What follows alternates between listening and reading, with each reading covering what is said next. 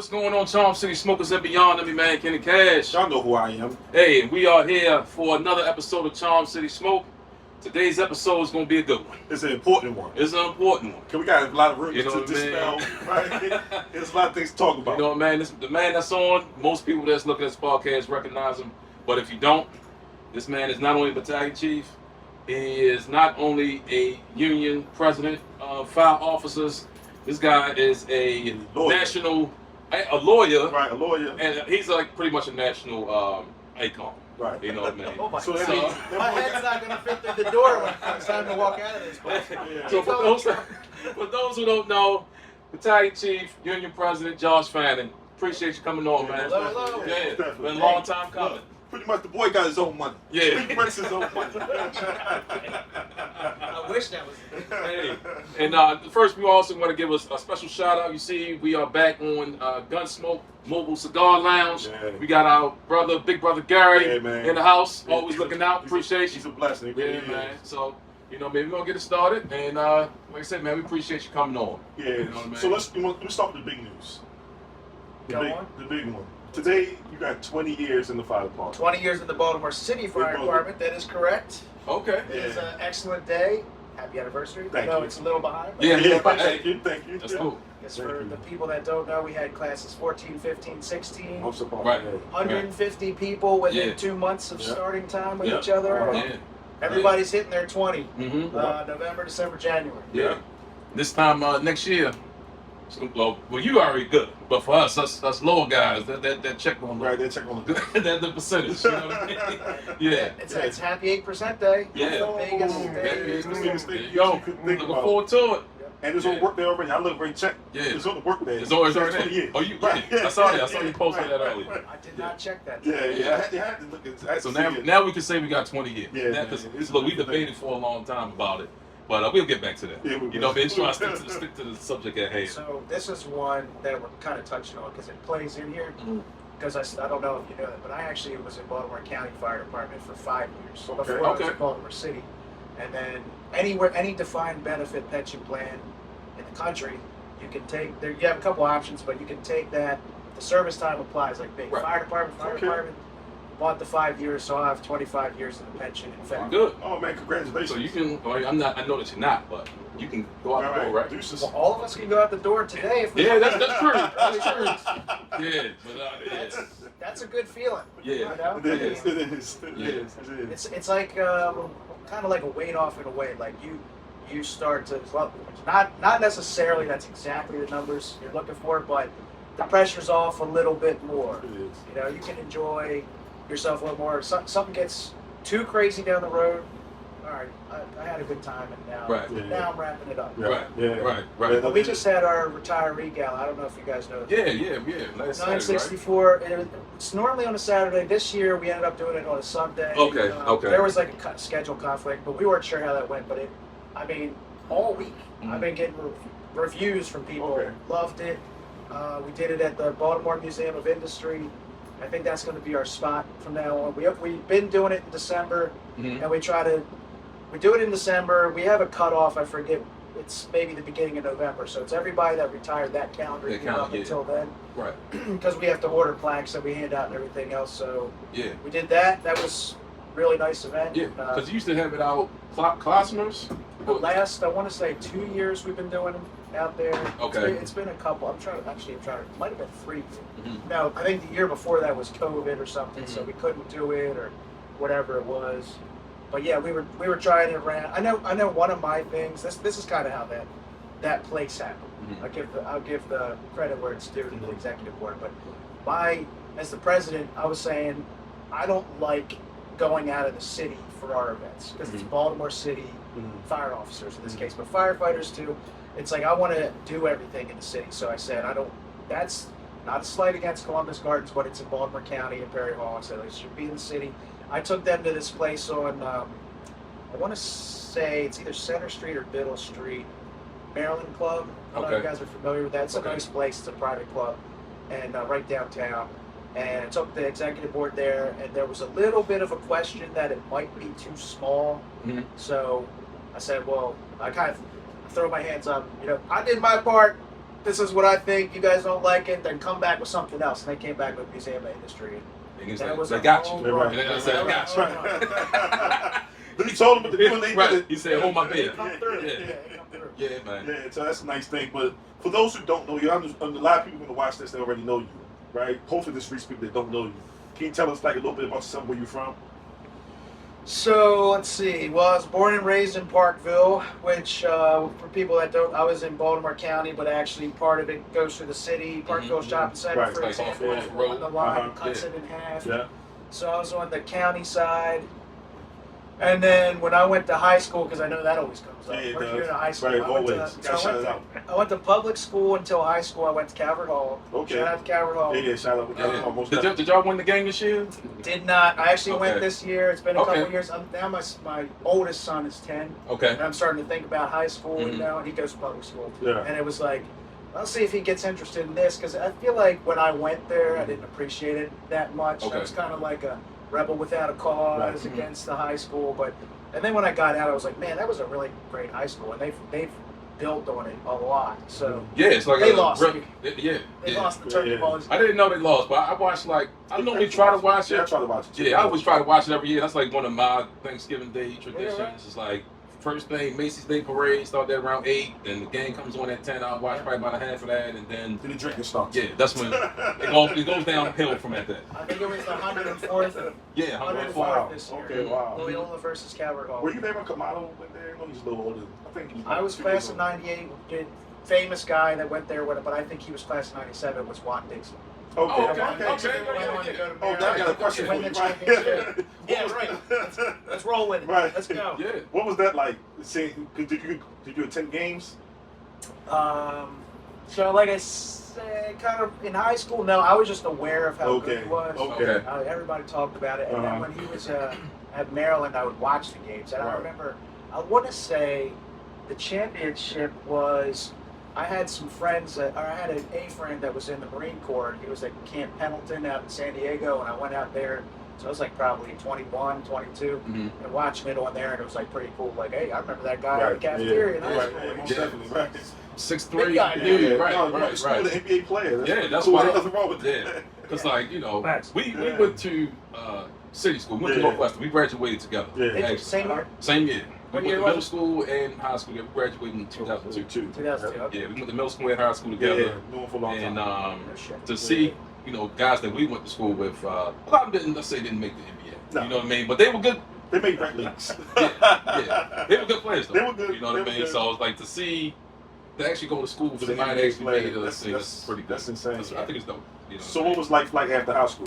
I gotta ask you something else real quick. If I accidentally use profanity, is that? Do you? Absolutely. Yo, Who gives a fuck? I'm gonna try not to. But the longer we talk, Yeah, absolutely. No, Hey, you man, good. do your thing, We are man. not. We are not. It's not FCC PG. regulated. Yeah, this is not PG-13. That was a first. That was a first. Right. Yeah. Yeah. so Yeah. I missed the question. What was? So you were gonna ask him? I think he was. Oh, that was the question. That was the question. Okay. What was after high school for you? All right. So when I got out of high school, which I barely passed, by the way, Okay. I was telling. That's important to know because people know. Well, they will know that I kept going with education. Eventually, Mhm. that's not where I was. I Mhm. barely passed high school. I started community college. I did, I'll say, a semester and a half, like Tony Soprano would always say. Mhm. It was like, it wasn't for me. Right, And I was working retail. What stores? Reach for the Beach at White Marsh Mall. Another I one. never heard Skateboard shop. Gotcha. That's not. That probably wasn't for us. Not a bad job. Okay. No, I mean, I was big into skateboarding. Okay. Real big Okay. into skateboarding. Okay. Yeah. And no clue what I wanted to do with my life. And then, but when I was 17 and a half, I remember it was, my dad, who worked in Baltimore County Fire Department, said, hey, the fire department's hiring. Not saying you have to do it or anything, but they haven't hired anybody in like 10 years. Okay. So it's actually a good job. You might be interested. So I was like, well, I'll go through the application process. Mhm. You know, and then I got hired. I was 19. It was February 2000. And once I didn't know what I was getting into. Right. And that, I gotta say, back then, that academy, the first weekend, they tried to kill us. Mhm. Wow. For sure. Okay. I mean, they had us doing this crazy stuff. Like, it was like team building, carrying logs. It was at a missile silo, a retired missile silo out of Jacksonville. Wow. And I just got really into it. And then when I got out of there, you know, young, single, no kids. So I wanted to know everything about the fire department. I started taking all the MIFRE classes I could take, learning more about it. Callbacks weren't a very frequent thing at that time. Right. I would try to work as much as I could, work swaps for guys. And then eventually I started saying, you know, like planning long term, like I would like to promote one day. And I'm noticing, like seeing down the road, this definitely happened, was eventually you're going to have college to promote. So I'm going to go back and do that. So then I got my associates at Hartford Community College in political science, which is funny. Okay. It is funny, very funny. Then I did bachelor's in fire science at University of Maryland, rolling through with that. And after I got that done, I thought, well, you know what? I'm proud that I got a bachelor's, but it's in fire science, which they don't actually offer that anymore. But at the time, I was even thinking, I'm kind of pigeonholing myself. Like, what am I going to do with this? What am I going to do after the fire department? So, and this was around. This is the truth. 2008. That's when I got my bachelor's, and that was when who was running for president? Barack Obama. Barack Obama. Yeah. And he was probably one of the best public speakers I've ever seen in my life, for sure. And I was looking into the guys, just all about, because like the country's kind of learning about him because he was a senator in Illinois. They know him there, and I noticed he had a bachelor's degree and then he went to law school because I thought you had to have a master's and law school interested me, so I applied. I was on Medic 4. I remember going to stop by Barnes and Nobles. I bought a study guide. I forget who I was working with, but I was like, I'm going to go in the bookstore real quick. Bought a study guide for the LSAT. It's a test you have to take for them to have a score that goes with your application to get in. And I didn't realize till later, but there's like classes and stuff for that. I just took the test. I had a good enough score, applied, got into University of Baltimore, went there, started taking the lieutenant. Well, I went in as a firefighter. Took the lieutenant's test. We're gonna get there. You run it there, right? You run it there. We skipped some years. So let me ask you. So first, So we'll start with Baltimore County. What year was that you got it? 2000. You got it in 2000. All right. Was the academy the same, or like equivalent to ours, or like do you feel like it was past the first week and they're trying to kill you? I would say. So one of the things that I would say. They were very similar. Okay.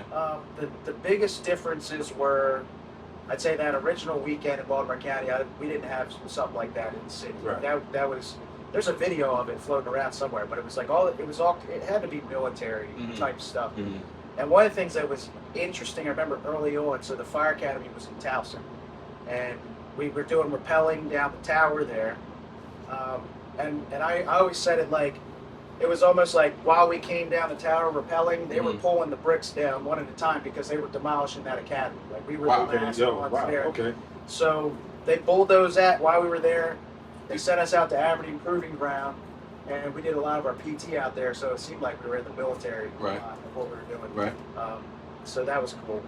And then in the city, though, like I didn't get hazmat tech in Baltimore County. I ended up at a hazmat tech company, but I had in Baltimore County. In Baltimore County. Which company was that? So I did 4 years in Essex, which is Station 7. Okay. And then I transferred the last year. I was at Station 15 in Eastview, which is really one of the two Dundalk stations. There's Dundalk and there's Eastview. What made you want to transfer? Well, it started with I wanted to be like I wanted to know everything. I wanted to do everything. So I wanted to start driving. And there, if I remember right, you could have a Class B license to drive the engine, Class A to drive the truck. I think that's how it was. Okay. Anyway, the only truck in our battalion, the battalion was the whole east side of the county, which was like 200 square miles. Oh, wow. There was only one paid truck at 15. Okay. So if I wanted my A license, I started on a long-term detail there, so I could get my A license. And then when I was there, it was kind of like, well, I like this truck work. This is, so it was like the truck work and the trucks out there because there's less of them. It's like they didn't really go on medic runs. Yeah. I mean, they really just truck should. That's fellow truck guy, right? Fellow truck guy right here, right? Just take the engine spot, take a video. Yeah. So there's a fire, you're on it, with the truck. I mean, so that's why I ended up because both stations were great. I mean, but What's some of the guys you work with that you remember? Let's give them a shout out. Talk to Anybody that like show influence the you, ropes, show like to the ropes. yeah, anybody like that? Well, I'll tell you the biggest influence by far. I remember my first day at Essex, and my captain says, "This is." So they had a position out there called specialist. You guys might know. It's kind of like first act. it's a lot like first acting, but you Yeah. actually have to take a promotional test to get it. So the specialist there, his name was Lloyd Beard, and it's like, this is Lloyd. He knows everything about the fire department. So he's going to be your right-hand man to learn from. I mean, or I'm going to be his right-hand man. And Lloyd definitely showed me the ropes. You know, I don't like to admit this as much, but Lloyd was also avid volunteer. He got me into volunteering too, because again, without that much callbacks and stuff, and I'm off for 4 days, it was like I would go volunteer. I don't got anything else to do. Where did you volunteer at? Job of Magnolia. Oh, okay. Edgewood. You know Adam Sennett? Oh yeah. Yeah. We used to work together at Transkid. Did you really? Yeah. Yeah. He used to take me. He used to take me out there to Jock Magnolia all the time. Like, 'cause we Oh, worked really? we worked the 4 the 4A shift, 4 p.m. to 4 a.m. That's awesome. So around midnight, Tribe and Ambo is slowed down, like nothing going on. So we just went up to Harford County and go sit in the files. I had no clue what I was at or what I was doing. I just remember I was seeing Jock Magnolia. Yep. Yeah, so That's cool. why I got a funny story. Kind of asked me for Yeah, if you got yesterday at work, we on the medical call, and the patient, her husband was like, "Y'all know Dennis Pettis?" Yeah. We don't like him. Because they don't get no spin now. Yeah. Just to mess with them. Right, Yeah, just no, mess with them, we don't like him. Yeah. So, right, so yeah, just to mess with people. But all right, go ahead with what you said. You did the volunteer thing with Lloyd. Well, the funny thing was, so he was about. So again, I started. I was 19. Mm-hmm. I think I was 20 by the time the academy let out, and I was in the field. So that's young, right? Yeah. So then Yeah. he was teaching. So he was teaching me all about the fire department while I was at work, and then outside the fire department, he's like, "Let me show you a little bit about women. So let me take you Okay. out." Okay. Yeah. So it was like this crew of Lloyd, and then he had some friends in the police department. This guy Chip, who I think is still a sheriff in Rising Sun. I haven't seen him in a few years. And Tim. So there were some state troopers, some firemen, and we got into all kinds of high. I bet you did. Yeah, I bet I was you about to did. say so. All kinds of high. I bet you did. I would say this too, like, so You guys subscribe to the needless to podcast, say, those stories. needless to say, you never got speeding tickets. What the guy that you need? It was, you know, it's funny. Along those lines, one time we were down at Ocean City for Squirrel Week, Oh yeah. and I was out with somebody from Job Book, and he was going around, like on the bus, saying he kept saying OCPD, show me some ID, like as a Right. drunk. He Right. did that, and there was an undercover cop. So he grabs him, he grabs me, takes us off the bus, puts us in handcuffs, and I was like, "Oh my God, man, what are you doing?" So I called the one guy, Tim, that I'm staying with all those guys. I'm not even. So I called Tim up, and I was like, "Tim, I'm down at 23rd and Coastal. I'm getting arrested." And he was like, "Boy, you get your ass home right now." And I was like, "Shit, I man." can't go home. How's home? You gotta get resisting arrest. Fugitive. Yeah, right. So they came out there, got me. Yeah, that ain't nothing wrong with that. That's all right, man. So I didn't even do anything. I was just there. you just were there, guilty by association. Yes. Yeah. I guess I was a co-conspirator. Yeah. Yeah, You got caught right. in a RICO case. Yeah, it is. Yeah. So you say you did 4 years in Baltimore County. What made you want to come to Baltimore City? So if I'm gonna, and this is not meant as a slight against anybody No. in Baltimore County. I work with a lot of good firefighters there, but I felt, and I was just a firefighter, but I felt like some of the upper command wasn't fully focused on firefighting. Like we were at the ground level, and it was a lot of little things. Plus, again, I'm young, but I still did like the evaluation you have to do, Okay. which was at the time the pay structure and everything else. If I left from Baltimore County, Baltimore City, there was a pay cut, but by that 3-year mark, I would have been making more based on the 2 pay scales than the people from my class who stayed in Baltimore County. So there wasn't really a pay difference. The retirement was 20 in the city, it was 25 in the county. That's a different story. Right. Yeah, about to say it's funny how things. Funny how things Yeah. work. Right. But I knew I wasn't going to have to work any longer. Yeah. I mean, I didn't plan on actually retiring 20, Right. but it's But nice you should to know. know you It's can. nice to know. Right. Right. It's also nice to know that contracts are meant to be broken. Yeah, Right. right, Yeah, right. Yeah. Yeah, it's nice to know that. We'll get to that. We'll talk about it. Still a little story. Yeah, because I like just to know that we could have retired today. Yeah, that's it, right. Yeah, that's Yeah. crazy. You can retire today, but it's at 27.5%. No, It used to be 50. no, we can't retire today. You can't do it. But I felt like in the city, there was still that emphasis on actually fighting fires. Yeah. Aggressive. Not saying that they weren't aggressive. It was just really, I guess partly I was influenced by my own dad being, because up there it's like the battalion chiefs aren't in the union, so they're and they kind of, this was going back a few years. They had cut half the battalion chiefs. There was maybe 12 in the whole county, plus like two assistants and the chief of the fire department. That was like it. That was it. That was it. Woo, So that's crazy. I don't know. There was a lot of politics then too. I know there's politics in government in general, Right. Agencies, but I just felt like, and then I guess another thing too was I had family that was in the city before that. My great uncle was at 18 engine when he left. This was like in the 60s. He It was was 18. 13. It was 18 engine. It was I think it was 20th Street, just above North Avenue. The building's not there Okay. anymore. Okay. But yeah, and then I had two great uncles. One was at they were at 25 engine together, Okay. and one of them was at 10 truck. I know the other one started at 15 truck when it was organized, which is where I ended up being assigned as a firefighter. That's kind of interesting. So I was Right. like, Right. I think 4th generation Wow. in the fire department, but so really the 3rd in the city, as opposed to my dad and my uncle were both battalion chiefs in the county. My cousin is a firefighter there, or a lieutenant there now. So yeah, I got family all over Oh, wow. those two departments. Right. Really. So you're just a firefighting. Yeah. Like, that's- Came from that. Yeah, Yeah, sure. right. It's funny because like I said, you wasn't your initial route, right? You didn't. No, Right. I didn't You really come- have one. Right. Yeah. To tell you the truth. Right. So you say you got assigned a truck 15 out the academy. Yep. Who was your crew when you walked through those doors? I think because there was a big shuffle like a month later, because when I got there was a tiller truck, and about a month or maybe Oh, a that- little and they more, there switched was to the a straight Yeah, I truck. remember that. Yeah. So what happened when they did that was they cut half the EVDs and Mm. shipped them out, the junior EVDs, and they shuffled That's the her shifts feeling, bro. around. That's her feeling. Yeah. So, but I think when I got there, I mean, I was on D shift. The lieutenant was Brian Schmidt. The EVDs were Lee Harper Mhm. and Matt Dubois, and Steve Glenn was the first active man. And then within a short period of time, both of those drivers, I'm trying to think. I think they both ended up on other shifts. Is what happened because they weren't too junior. Right. But the driver ended up being Dave Driscoll. Okay. Oh, okay. He was the senior.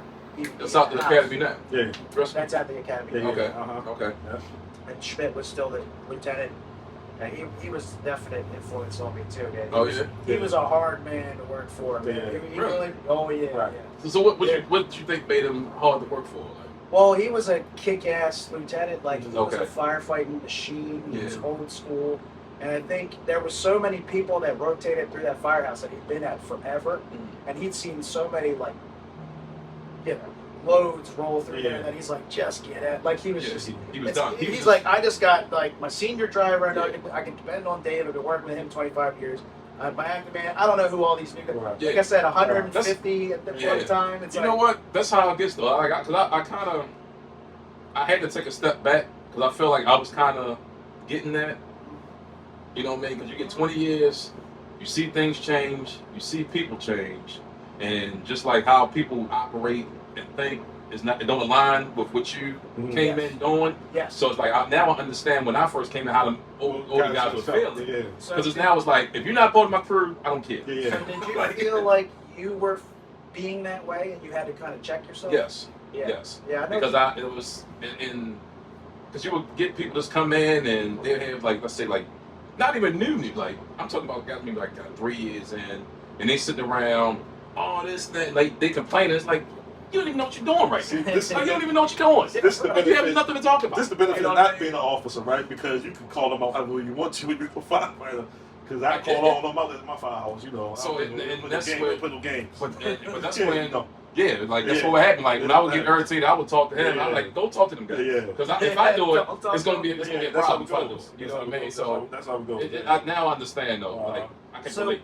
I had a similar realization, and based on like just the brief period of time we're talking about some of this stuff, I had to tell myself nobody else, and this goes for everybody, by the way. Mm. Nobody else has the exact same level of experience and understanding as you do. Mm. So, all like any kind of calls that I had in my life that taught me something, any of these classes I had at a particular time, even stuff I learned in Baltimore County, Right. and I would be getting frustrated when somebody didn't respond to something Right. the way that I Right. would have, Right. and then I realized I got to tell them this stuff. You can't just get mad at You somebody. gotta reach them on You've that gotta- level. You gotta come to that kind of level with it. Especially as an officer, You it's do. on you. You're right. Like, You're right. they don't know because I didn't tell them. That's Yeah. on me. I Yeah. got to say something Yeah. about it and Mhm. really look at it a different way. Yeah. So how many years did you spend at 15 truck? And let's see, about I think 5, maybe. Let's see, I would have been there 2004, and I made lieutenant in 2010, so maybe like Okay. 5.5, Right. something like that. So you made lieutenant and was there. 35 engine. Oh, Okay. that's a change. I want to go there. That's now. definitely a I change wanna of go pace. there now. Well, of course, the engine. I was just on a truck, and before Baltimore County, I was on a truck Mm. the year before that, so I was really enjoyed truck work. Yeah. So that was the first time going to an engine Right. as an officer, Mhm. and I'm like, man, I gotta learn this engine. I work. Definitely. I got a question for you, but I want just for people who might not know, 15 truck is now disbanded. They got disbanded in what 2010? 12. Too soon. We can't talk about it. You can't talk about Too that. soon. It's Okay, still well, fresh. They were located on on Moffett Moffett Avenue. What's that? Moffett 1500. Yeah. 1500 33 North is that now. Moffett Avenue, where Engine 33 is now. Yeah. Just to give you an idea of the area. That Yeah. 1223. 12. Oh, 1223. My 1223. and it's kind of interesting. My grandfather, my dad's side, my grandfather grew up 1700 block of North Avenue. Okay. I mean, not Okay. Moffett Avenue. Moffett So I'm Avenue. about to So he was like 5 blocks north of there. And then my grandmother was the 1000 block of North Collington. Oh, okay. So Right she around was the like 2 blocks down. So that was like the neighborhood they grew up in. corner. Mhm. And then when they were married, they moved to Burrell Avenue, which is like a kind of small, like 2-block street just south of. You know what I'm saying? Yeah, He's Middle a Street. he's a east side aficionado. What's Side, right. What's it off of? I can't Where- think of the actual cross street, but it parallels Middle Street. It's like 3 I'd blocks. say It's like 3 Okay. blocks. Okay. Okay. It might be Between north- Lakewood and yeah, like Lakewood, That sounds familiar. Linwood, Kenwood, Okay. something like that. Yeah, It's like okay. 3 blocks. Yeah. Okay. Do you remember your 2700 block. Do you remember your first fire at 15 truck? Yes, it's pretty hard to forget. It was 4 alarms, Mhm. as a matter of fact. But that we the didn't church? even mention. No, it wasn't. It was a Okay, warehouse. But okay. we didn't even mention where we're at in the trailer, right behind the Union Hall in lovely downtown. Oh, yeah, we Philly. did. Right. Yes. We did not. Yes, we are here. I'm going like all the way to the beginning now. All right. We are here at 964 Union Hall, where this man is the president. Yeah. First of all, and that was another thing. Thanks for letting us come down here Yeah. to do this, because this is I like was you're not really just in excited. Canton Square. And for everybody who don't know, Canton Square is parking is difficult to say the least. Yeah. So luckily we Especially had if it's a cigar trail. especially with but we made it work. You know? Yeah. Yeah. So we were down in Canton, like a block up, collecting money for the boot. I think filled the boot, Okay. and We haven't done that in a long time. No. But anyway, go ahead. so. And this is like my first night working, Mhm. right? Because that's a definite change from anywhere else. Is when you can how frequent fires are. Yeah. And I tell people, like being involved with the international, I know people across the U.S. and Canada Mhm. now. We are, without a doubt, I don't think anybody's going to call me out Okay. as anything different. This is the firefighting country. Right? Okay. We do it way more than anybody else. Okay. And they are really interested in what we're doing here, Mhm. everywhere else. So anyway, I'm listening to this 14 box, and it's I think it's off Franklinville, and it's like So Franklintown? Franklintown. Yeah. Yeah, Franklintown. Mhm. 2 alarms, 3 alarms, and I'm new. I'm like, well, we're not going to that.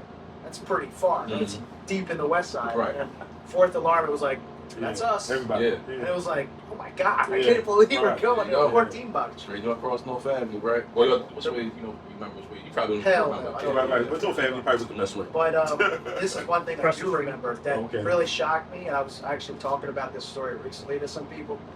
So being new, and I remember it was a big warehouse. This is kind of vague in my mind. There was another building near it, and there was an underground tunnel that connected them. And I know that we were in there with 6 engine underground, and there was some kind of railroad tracks that kind of come out into this place, and there's like fire everywhere. And we're just down there with line or two, and they were like, evacuate the building over the radio. Mm-hmm. And that was back when, you know, I didn't have a radio. Yeah, right. And yeah. so I hear the officer. And nobody's going anywhere. And I was like, hey, did they just say evacuate the building? They're like, yeah, but they don't mean us. It just talk. And I was like, Don't worry about it. and I came to find out, like, the next few years, that was a big change for Baltimore County, because when they said evacuate the building a lot of times, they meant like companies that aren't doing anything, get out of the way of the companies that are doing something. Okay. But that's why I always made it a point since I was battalion chief to tell people, when I say evacuate the building, that's going back. I've been battalion chief 10 years in the people. Really? Yeah. Wow. Okay. That's coming up quick too. Yeah. Wow, man. And Let's get some years though. We're gonna talk. Yeah. We could do. You mean GTF when you say evacuate the building? I said, everybody, Get the fuck out. We can drop what you're doing, drop your equipment, get out now. That's what I mean. And back to our other conversation, if I don't tell them that, they don't know that. Right. They don't know that's my expectation. So Right. I'm like, I'm looking out for, I want you to go home from work. Right. Get out when I say that. Right. And there was one time, I remember, another one like that, where it was, Savannah was incident command, we had a fire on Wilkins. And some of these stories, I'm going to change things That's to fine. protect the innocent. Oh, that's fine. He was still That's around. fine. So he calls evacuate the building in the front, and I'm the second chief in the rear, so I'm safety back then. And everybody's coming out, with captain people, and I was like, there's an officer that's not out. I could tell, I could see that. So I go, where's such and such? It was a company, two guys from a company. I don't know, chief. So I like followed the line in, and I hit into one of them, which he probably remembers this. It was like our face pieces hit each other. His eyes were like the size of finger plates. Like, oh my God, there's a white coat in here. And I was like, where is your officer? Get out of here right now. And I go up there and I grabbed him and was like, pull him out. You know? That's hilarious. Like, did you hear what he said? Yeah. Get out. That's so crazy. it was like, what, just like fly through the roof, or like just conditions just. I mean, it was severe, like went crazy. coming down real in a quick. second. I got you. One of those Okay. things. Yeah. But you didn't get mad you wanted the chief. You was the captain first, right? You didn't get mad you wanted. Say that again? You didn't get magic wanted. You didn't get wanted. Magic wanted. I I don't even know what that is. Right. So where you made captain? When you made captain, where? So let's see. You wasn't always an officer at 35 Engine though, right? No. Back then, which honestly we actually had some significant discussion over this and negotiations last year. Yeah. If you remember, it used to be when you were promoted, you could put in a transfer. I already know where you're going, and it should go back to that. And that's what we were arguing. And I don't really, I could not figure out the resistance to that. I mean, I don't understand the heavy duty. So with that, you saying that, I'm gonna let you get back to your story. I had a particular chief when I made captain, assistant chief called me. This is when Chief 4 had like Chief's 4 corner or something like that. You can send him an email, right? So I said, hey, like, I feel as though newly promoted members, especially if you're not assigned to a company, if you're a floater, or whatever, you should be able to put a transfer in. Why not? right Immediately. Right away. Just like, so now you tell me that I have to float around for a year That's beneficial. before I can even. All these spots are coming open. All these people underneath of me are getting me spots, and I got it. And now I'm, you know what I mean. That's benefiting. No. So he, he kind of just came and said, "Yeah, it's not happening." I said, "Okay." And by the way, we got your name now, Cash. Yeah, right. Look into this guy. Now you're gonna stay here. But things worked out. Yeah. So I put in a transfer right away. Okay. Because that's really back then. That's what you did. Yeah. Think the Certain place companies, Yeah. and it's no secret, 35 engine, 53 engine, any slow companies where guys came from busy companies, it's like the captains already knew. Like when I went to 53 as a lieutenant, Chief Kakuka already knew. He was like, I already know, just let me sign it. You know what I mean? Right. But, However, I will say this: my crew at 35 on my shift was really good. okay. I Who's you? had Ephraim Keene was the PO. He knew every hydrant. Al Wilson was the acting man. He had like at least 30 years. He might have had 35 years. Yeah. I mean, he was rock solid. Huge guy. If you don't know who I know he is, he is, huge yeah. dude. Real nice, real knowledgeable, and the other thing was he'd been at 35 for a while, so he knew the hazmat stuff really well, which I thought was also an asset. Yeah. And then the last one was Matt Steele, who was like the rookie. He had just come in, so he was fully moldable Right. and eager to learn. So So I was only there for 3 months Mhm. before I got transferred. But we had a few fires in that time. Yeah. So that was And C we were shift. operating at a pretty high. No, it was D shift. D if I shift. remember. Okay. Okay. Yeah. And then I went to 13 engine, Mm. and which I had been on the medic there, medic 4 for my medic time. So that was a little bit. Like from being the Sun Truck 15 had been my home since I came in.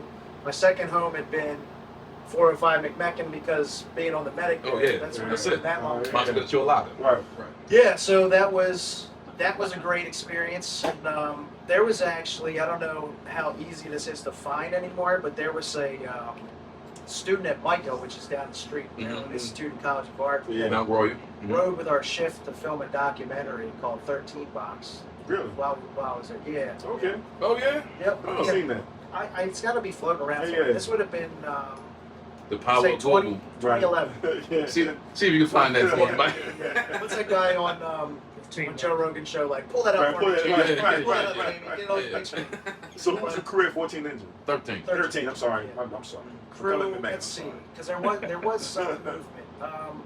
So I was the lieutenant. PO was Casey Novak, Uh-huh. also a really good driver. Yeah, great driver. And he was also like a big help in the office. He liked doing that kind of stuff. So, he would come in sometimes like, "Hey, Lou, do you mind if I hang out this and that?" I was like, "It's all yours. Right. Take it. It's Right. all yours." bro." Right. And then first acting guy was Steve Lockett. He did it Okay. for a long Okay. time. Yeah. I love the Lockets. Yeah. Him and- Which is kind of funny yeah, because I love both of them. Yeah, right. Yeah. wait, is there another one? Yeah, Ray Oh, Lock. Dad. Yeah, Ray Lock. Yeah, No, Ray. I'm saying Ray. there's a third one. Oh, yeah. This third yeah. one. They're Yeah. dad, right? Yeah. I'm gonna get we can bring on the podcast. Ray. Yeah, that's my All guy. right. Yeah, Yeah. there you That's my guy. go. So that definitely was C shift. I know it said she was Yeah. C shift. That was 35. C shift. That was C shift. Yeah. Yeah, and then I'm trying to remember for firefighters because there was a rotation in there. I know Jason Nizer was, Devo Maddox was. Yeah. I know Danny Ramikis at one point was. I'm trying to think. Oh, we had. Drawing a blank right now. Is he still in the fourth department? one. No, he's not. Okay. But yeah. Then they got they heard yourself mention. No, that was Okay. somebody else. No, he was no. on B shift. Okay. Oh man, I can't. We'll We'll figure get it back, out. bro. Yeah. So what? 20 years worth of people. You know what I mean? Right. Sometimes names stick. You know what I mean? So Yeah. that's known as a busy house, right? Yeah. Any fires? Very. Any fire stories you have to tell from being there? Like anything memorable where it was Yeah. like, oh shit Oh, moment. I got. You know what? Those are good, but I think the ones that you learn from are the best ones, right? Mhm. So this must have been. I wasn't there. It's like I said, I was there 3 months as a lieutenant. So it must have been early on. We get a box down on Howard Street, and it's like I don't know, 6-story building, and we're first to the rear. I know that. So I guess that's fourth. Yeah, back you were there. fourth back then, right? So we pull up, and I remember we had a firefighter on our shift who hadn't been there very long with me, like had transferred it, and back to us communicating. Anyway, so stop at a hydrant. I didn't say shit. He jumps off, leads off, jumps in, head down the alley, go in. This place is ripping, and we go in the rear. They end up evacuating the building. It's an all-nighter. We're out there all night long. So then, yeah. next shift, this was the old schedule. So come in the next night work, I guess. And I had an email from Steve Wigman, the shift commander, which I was like, shift commander doesn't email lieutenants, right? Yeah. And it said, Lieutenant, I pulled up on the 4th alarm building fire last night, and I saw a 3-inch line for supply go into the rear. Explain. Just like that. Yeah. Explain yourself. Yeah. And I was like, man, because I knew that at the time after I got off, and I was like, oh, shit, I didn't say anything. It's a building, you know. Yeah. And I just said, I responded back and said something like, Chief, that was entirely on me. I've taken measures to address that. It's never going to happen again. I'm sorry, you know. And he responded back something like, "It's all I needed to hear." And it was like, I thought it was cool. Yeah, And then through the years too, is like the longer being in management stuff, right? Him in particular, I think he might have said this. There's been more than a few people that, but it's like, you know how many times I call somebody out asking a question about something, why did this happen? And their immediate response is like, well, he was doing this, or well, he did that. Nobody takes responsibility. Right. Yeah. Yeah. So if you take a second think about it. Right. If they're asking you about it. First of all, they already know the answer. Yeah, That's the was first it your thing. responsibility? Then by all means, take responsibility. That's it. That was a good lesson I learned on that one. Right. That's for sure. Because if like I said, being in management and seeing things, having experience, you already know the answers to most of the questions that you're already asking. Sure. Because you may have Because a lot of asked times, people yourself. before you even go to guys, you already kind of look into it to make sure you're not going after them without the proper information. I think Chief Stafford said it the best. What's that? Tell me the truth so I can lie for you. There you go. There you go. Let me in on the That's a joke. good That was another one. thing. Yeah. Said, let me if you're gonna do something, let me in on the joke first. You know what I mean? Yeah, tell me the truth so I can lie. So Yeah. So 13 engine. How long were you there? It was about 2 years. 2 years. And I made captain. Made captain and Then I was floating, got a 2-engine, and so I bounced around with a few details. First, it was bouncing around. This was another one. This I've definitely over my career at times said some things that I shouldn't have said. That comes up. I mean, it happens. It happens. Yeah. But like sometimes, this is going to be funny to say. I gotta control myself, but sometimes I do have a problem with authority. If you can believe it. Sometimes. Now I do respect ranks, salute the rank, nothing man. But let me tell you this story. It was like a week. I was new floating captain. I was working on Rescue 1. I got a fire in a 14 box. And this is about as much as we did on this fire. It's like 2 houses off. Go in the front door, go up the steps. There's a couple people on the steps, really crowded. And I know it was me and Steve Burkhardt was the firefighter. And we get to the top of the steps. Steve starts searching. I'm kind of locked up on another guy from 8 Engine who wouldn't get out of my way, whose name I will protect right now. But I was like, hey, I'm from the rescue. No, what shift was this? He's not there Oh, anymore. okay. He's still around. He's one of ours now. So okay. Anyway, because I was like, hey, I'm from the rescue. Done do a search. He was like, I don't give a fuck where you're from. You're not coming through. I'm like, I don't even have hose. Get out of my way. It's cool. Like that's something that doesn't make sense. If you know, you know. So Steve starts doing a search, and they evacuate the building. Right. So I got a lot of these stories where they evacuate. They're not as interesting as you mayhem. There's You stories another that mayhem. come out. Steve, a couple minutes says like, Cap, I think I burned my ears. So he had burn on his ears. Guess what? It happens. I mean, we have. Was this kind of job? I also think that I'm not 100% sure which hoods we have right now, like, because that's one place where the technology is always evolving. Yeah. But we had good hoods, Yeah, we did. right? But you can still get burned. Yeah. I mean, that's just the way it is. Nature of the Play game. with fire, you get burned. So they didn't have something which we now know is a coaching forum. They had just created one, and it was probably the next shift or whatever. I come in and they say that I have to sign a coaching form because this guy got burned, and I'm like, coaching about what? What do I didn't do anything. It's pretty. And then It still applies. Makes no sense. It still applies. It makes no sense. Continue. well, I can't remember where it was the me back talking part came into play here, but I had something to. I must have had some kind of a comment in response on that, and then next week. And by the way, floating, I had noticed where there were some vacancies, so I was making requests through the chain of command, like, hey, there's a guy on family leave at truck 15 for 12 weeks. Can I go there? No, that's a lieutenant's spot. There's a guy who's off injured in 8 Engine. Can I go there? No, it's a lieutenant's spot. After this incident happened, I made whatever comment I made, which I can't really remember. Next shift it was, your long-term detail 53 Engine. I'm like, that's a lieutenant's spot. They're like, that's It doesn't a matter. Right. That's hilarious. Right. It doesn't Oh, matter. it doesn't matter now. Okay. That's hilarious. Fact check. 13 box. A documentary short about being a firefighter in Baltimore. There you go. Okay, where'd you find that at? Google. On Google? Yep. All right, we So gonna it's definitely make out sure there, we Yeah, it's out there. It's all one. we definitely gonna make sure we put that on there so we can check it I out. haven't seen that one in a Yeah. long time. So either. where did you wind up Yeah, where'd you get get the spot? assigned? Yeah, where'd you get the sign? So let's see. So this was interesting. By the time I had made captain, so there's a couple things going on there. I was in law school. That was a total period of 4 years, 4.5 years. I took off a semester to study for the captain's test. Came out number 1. Time well spent.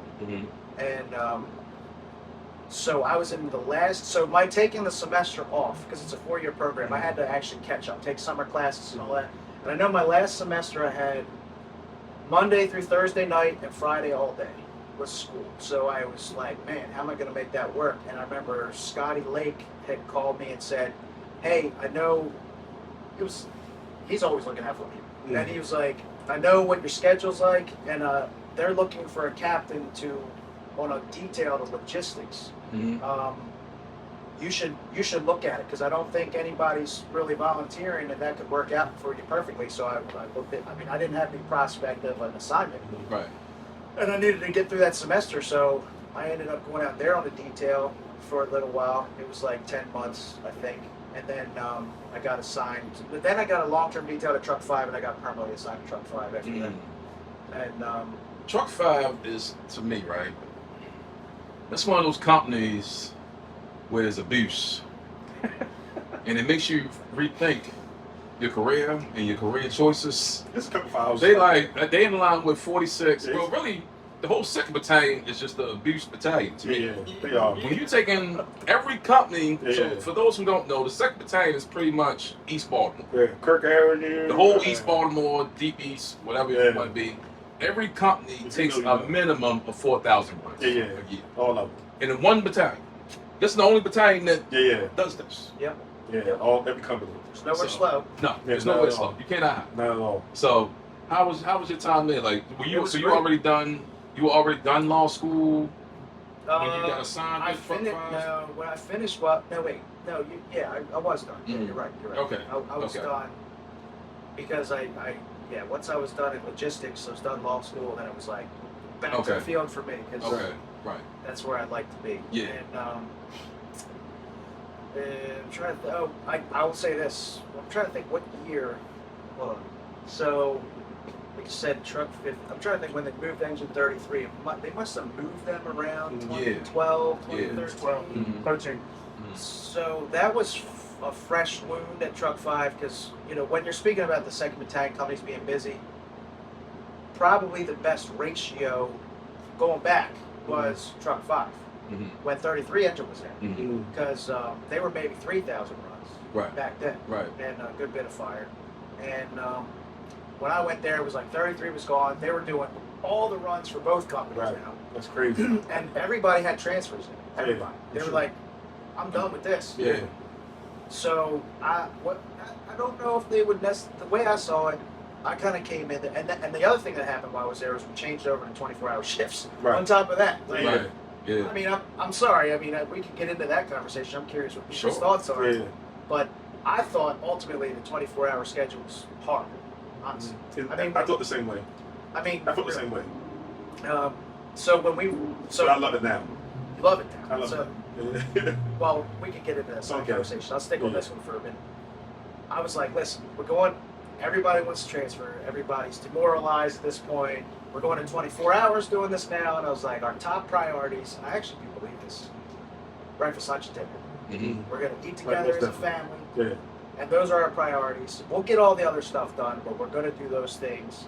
Right. And people started to pull their on our shift. At least, they were pulling their transfers.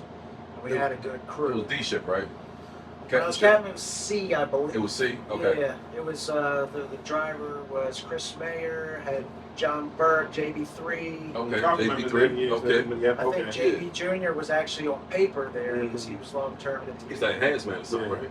Oh no, he was union. Okay. He was out at the Union, back then. Mhm. And Pete Henson was the first active man. Shout out to Pete. Yeah. He another one. He like abuse. He's a lesbian. He loves How you go? He this dude. He made PO to stop getting abused Yeah. He likes with the 42 engine. And Abusing then, people. then he transferred with You the know what 13. You know what you know. I was like, You know what he you just- know. Look, you right, know what that's you true. know. You can't stop. You know what you know. You just man. can't stop You know the what you abuse. know. Shout out Pete Henson. You know, Shout out to Pete Henson, man. You know Good what you dude. know. Hell of a PO. I'd like to slow it down a little bit, then he goes out there like, I can't do it. Yeah, Too right. slow. I just can't do it. He's Too slow. programmed. He's institutionalized. Yeah, So- he's institutional. He's like the guy that keep going back and forth from jail. So, You know? so was running for union president your first union position? Oh, we want to go into that? Yeah. Hey, we just dive right into Let's get in there. it. Let's get in there. Yeah. Let's get in there. Well, you made chief before that. Yes. you Okay, made chief so before you that. made chief. Yeah. Okay. He's ready. He's Yeah, Oh, I'm ready. Yeah, let's go. So you made chief. Let me pull. Let me get. Yeah, you got me too. Yeah, I got it. Me too. So you Pause made, real how quick, long you no had problem. five before you made chief? No, I really don't remember anymore. Right. It was a long-term deal, probably a year and a half, I want to say. It was something like that. Okay. And then I made chief, and then I know I was. It was weird. At a point, there was a point when I was at 5 truck, but I was still floating on a long-term detail. And I was first acting, believe it or not, as a floater in 6th. Oh, So, wow. yeah, and then the 6th Battalion chief had gotten an injury, was off for a while, so I was kind of like long-term doing that, acting, Okay. which doesn't really happen that much. Right. No, But, not at all. So it was funny, but I was studying for the battalion chief test. And I was studying, like Chris Case was one of those guys, we were chasing each other Yeah. up the ladder with those tests. I didn't know that. Yeah, I know that. Yeah. And when we were doing practicing interview questions off of each other, like he'd throw a question at me and I'd throw an answer at him, and he would ask me like, how do you even know that? Like, where did you get that from? Yeah. And I was like, oh, I did it last week, you know, when I was acting it. So it was a really good Right. leg up to get Yeah. some acting experience. Yeah. So then I had to spank him on that test too. So in case he gets to see this. That's how I Yeah. feel about the battalion tech spots right now. It's a leg up. Oh yeah. If you want to. It definitely shows you with the battalion tech stuff. It does show a you different window. good ones anyway. Yeah, yeah, You got a good chief and a good tech. It's great. That was probably one of the best things yeah. I think the department implemented, putting those tech positions in. Because And, chief gets task saturated, they call it. Yeah. It's Yeah. absolutely true. Yeah. And But, believe me, I was pushing hard for that. Yeah. And I will say this too: we're not all the way there yet. I mean, because No, those no. positions are not fully there. Right. I think I was just talking about. I think I mentioned that on the C4 show this week. I was on C4 on. What's C4? No, no, Yeah, no, yeah, no, yeah, C4. You're C4? Yeah, he's on the radio. Shout Oh, out. Brian Neiman? Yeah. They're big. And he around put, here. Oh, okay. Shout out to 10 C4. a.m. 10 a.m. Yeah. Okay. He's 10, on 9, 10, 9. 10, 9. Oh, 1090. 10, 1090. Oh, okay. There's an FM station too. It's like it's not Okay. WBAL. Okay, Oh, yeah, it's yeah. that 98 rock, right? 98 C4. rock. Is that WBL station? It's in the 90s somewhere over there. I have to look that one. Okay. Jamie, Wait. pull that up. Yeah, online. yeah. But C4 show. Shout out to Yeah. C4 and Brian Neiman. Shout out to Yeah. C4. so So anyway, you got assigned. You made chief, top of the list. so I went to You was in battalion 6, right? first got promoted. I was in the safety office, Mm. and because it was a weird situation. I know they hated that. They was not thrilled with that, was they? I know this last go round, it was. No, well, this is what actually happened then. Was You were public enemy number 1. yeah, but hey, He thrives in that role. you want to hear the whole story? Yeah, yeah, He yeah. thrives in that role. We loved it. We loved it. So on that one, so it was like you're getting promoted. It was like I got a call from Jeff Siegel, who was the assistant chief, and he said you're getting promoted next week to the safety officer's spot. And back then, there's 2 different pay scales. Right. There's day work, and Yeah, then there's shift more work, in the yeah. field.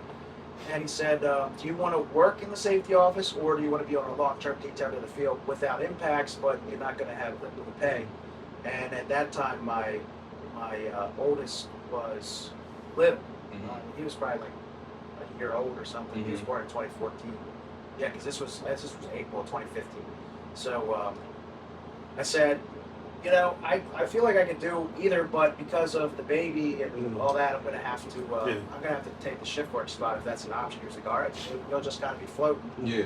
And so I first went a long-term detail to the 3rd for 2 months, I think, and then I did a month on the 2nd, and then there was a couple retirements, and then I was permanently assigned with 6th, and that was a great experience. I mean, because the companies I was talking about, I had plenty of experience, you know, hood firefighting, really, but not so much with harbor rescues and hazmats, Yes. Right. Yeah. high rises, and all kinds Bridge of collapse, crazy right. stuff. Yeah. Bridge collapse, Bridge Yeah. So you get that at Shout out 6. to 6 Shout is out a to Dean deep Denny, place. man. Yeah, Shout Chief out to Denny, Denny, man. That's my guy. Another thing is about, as far as battalion chiefs go, the 6 was like, it's so centrally located.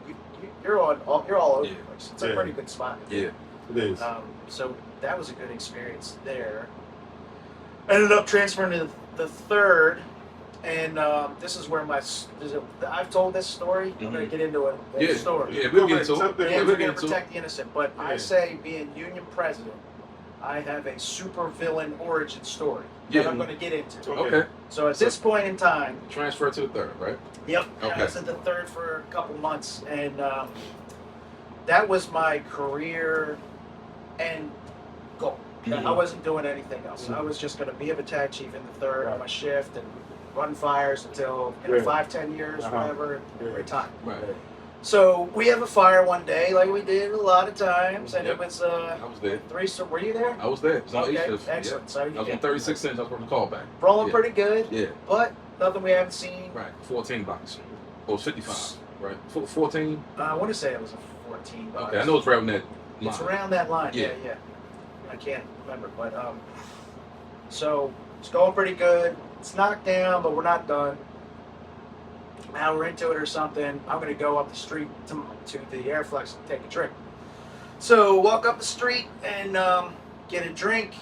I look over and 8 Engine is pumping a plug right there. And I know the story you're talking about. Right. I know the there story. is a rubber dildo Yeah. affixed to the front of it. Right. And I see it for like, it's there for like 30 seconds. Yeah. Yeah. Maybe 45 seconds, right? Right. If it pops off, falls on the ground, rolls under the engine. There's no firemen around whatsoever. No. Right. There is like, and this is just by memory, there's probably like 5 or 10 civilians right there laughing hysterically, right? Laughing hysterically. So what I thought about it was, first, that it was no big deal. Right. Second, I figured it was one of them Mhm. because Right. because they looked over like they were waiting for my You're right. reaction or Yeah. something. And it had resolved itself because it fell off and rolled under the engine. So I was like, whatever, go back to the fire, do my thing. At some point in time, some asshole had taken a picture of it and in a private Facebook group tagged the PIO. Oh. So it looked like a static picture. Yeah. Right. Just to stay the whole time. Yeah. And I don't know at all. I always try to put myself in like a management shoes. I don't know what their theory was here, but not soon after that, every officer on 8 Engine was suspended. Yes. I remember that. Every yes. I officer. remember that. Even the one that was in Disney. Yeah, he was in the vacation. He took vacation. He took vacation to get suspended. That's what shift it was. Yeah, yeah. It was A shift, Yeah. and that was Myers. Yeah. who Myers. retired Yeah. now. Lieutenant Myers. They called him on vacation in Florida and said, "You're suspended." Right, that's crazy. Why? What That's did I crazy. do? That's crazy. So he gets suspended, and we're all like, "What the hell is happening?" Yeah. Then it was like the next week. Next week I was on vacation. It was like Memorial Day weekend or something like that. I get a phone call saying I'm being suspended and I have to come in right now. And I was like, I'm not going anywhere. I'm on vacation. Right, Why right. am I being suspended? For what? What did I do? They didn't even like say Have a reason. anything. Right. Come in the week after. So I'm suspended. So they changed my vacation to suspended without pay. Come in the next week. Wow. Want to come in to work. Here's where it even gets better. You're working in Battalion Chief 12. I'm like, Battalion Chief 12? I work in the 3rd. No, we got a captain active. You're in the 12th. What? By yourself. Oh my God. No companies to supervise. And I'm like, what the f is going on? So, and I email the shift commander and I said, I come into my assignment today and I'm told to report to BC 12. There's a captain acting in my spot. What the hell is going on? You know what I mean? And there was a lot of these petty games. Nobody's communicating with me about what's Right. going on. And then they long-term detail me to the 4th, which Yeah. back to You on A shift. Yeah. yeah, what we were talking about before was that was where I grew up. So Right. that part of it, it's like I don't have anything against Yeah. that Okay. area I got or you. the I people got or you. anything, Yeah. but the fact that they were doing this to me for no reason, Yeah. I was I'm pissed. pissed off. Yeah. Very Okay. pissed. As you should be. Now I And know I it's got- dildo gate. Yeah, this was dildo gate. Deal. And I go down, Dildo gate. I know during the investigation, I go down to get interviewed. It's so formal. Yeah. Mhm. So formal. Yeah. And so I start getting like questions, and I said, I know where this is going. I'll just tell you the whole story. The whole story I just told you. This is Right. what I saw, Yeah. Right. Right. and then come to find out, they had pulled what do you call it? Like City Watch camera. There's City Watch video that showed exactly the story I just told you. Right. That I was up there, I see it for 30 seconds. There's no firemen around at all, and it was like. So then they suspended me longer, like 8 days, and then they transferred me permanently on a special order for discipline, which is also prohibited. in Right. the Yeah. movies. Right.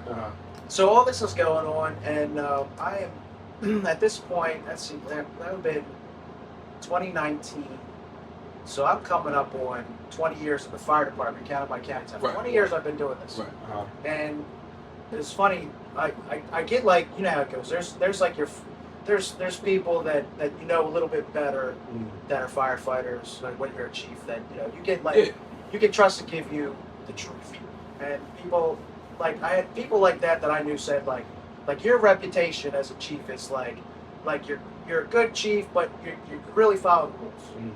Like we're not gonna get away with anything, which is exactly what I wanted people. That's how you keep people in line. You can't have special treatment. Right. Yeah. So there's a lot of times, and you're gonna find this out. But Oh yeah, I mean I see it now. there's orders that you get as a chief that you completely don't Disagree with. But right. your job is carrying. You got total line. So I'm looking at it like I've been carrying the water Mm-hmm.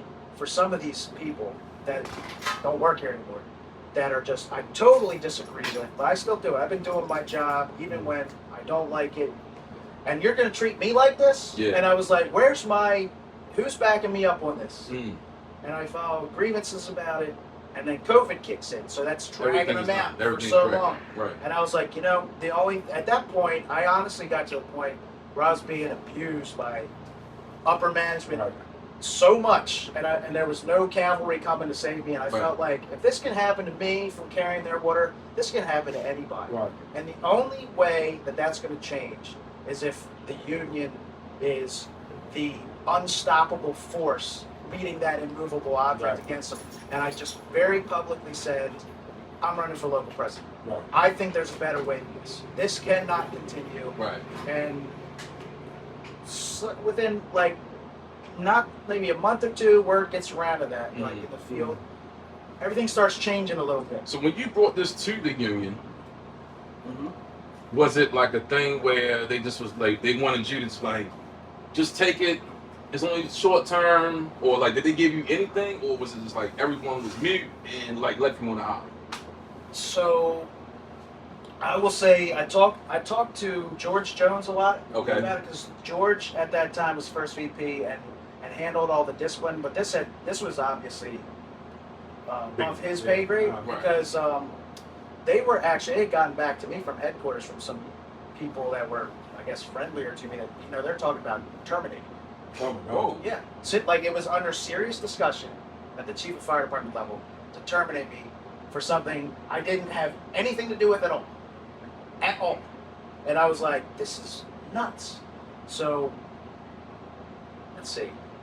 I don't feel like, if this was going on to one of our members, I would be calling the mayor back for sure. And that's how I felt then, was like this is such an overstep, and that was not happening. It was just like let it play out, grieve it, and by the time the grievance came, it was scheduled for a hearing, and I go into I had written a special more than once, go to headquarters to get copies of my personnel file. Yeah. So it's all going to be evidence about how This this is right. I don't deserve any of this.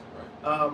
Pull out some commendations and some 4.0 PERs. It's an isolated incident, and you're out of grade. You don't have anything leading up to this. They want to straight up give you 19, 20 points straight off the rip. Boom. Yep, and I get hey, can you come in here and hey, we want to settle this grievance. We're going to give you your time back, and then we can change the assignment back to the third, but it's going to take a couple weeks for the transfer to go through. And I was like, the transfer happens tomorrow. Right. Then I'll sign it. And so it did. So I transferred back, but at that point, You were done. I was You in checked that out. You was already in another Right, mission at that Well, point. they put the badge on your back. Yeah. Put the badge on your back. Yeah. yeah. Yeah. That's my. I said that's my super villain origin story. Yeah. But, Right. but I always say people are the hero of their own story. I like to actually think I was the hero coming out of that one, because I was so angry, and I just knew something had to change. So what was your main talking point while running for union president? But before you get to that, right, I want to know this. So the guys that I guess were responsible for Dildo Gate, did you ever go to them like? We all know. I mean, who was accused of. like I said, we gonna say names. Everybody is know watching, kind of know who the culprits are. We know who the- Did you ever go to them and say, "Hey, man, Yeah, you owe me. you owe me, or you need to do something," or you just kind of put it on your shoulders and ran with it? Yeah, I don't. I mean, I know that ultimately more to that story was that it turned out there were 2 firemen involved, like that had done that as a joke. I don't know who had put it out on social media like Right. that. Yeah. I don't think it was them. They were Okay. surprised too. Okay. But they had been transferred and suspended and everything else. They weren't skating. Okay. But at the same time, they had put all them back. Like they did like similar to what they did to me. Like you're long-term detailed out of your company. Right. Which that happens. Yeah, Right? it happens. They put you back. Yeah. They didn't do that to me. And partially it was because, and I remember, I'm trying to think, there was a chief, let's say, who's still around, and gave me advice I had given him a few years earlier, which was similar as far as just let it play out, just, they move on to the next thing, maintain your cool. And I had given him the same advice for a different situation before a couple years earlier that was affecting him, and I was like, listen, that is the right advice, and I cannot let this go. I can't let it go. Right. And I was just so, I guess their view of it when they do stuff like that, it's part of it is to tell you that I can do this to you. You are under my thumb. You have to do what I say, and I just had to remind you of it. And I just kind of felt like, no, you can't. We can't operate this way. Right.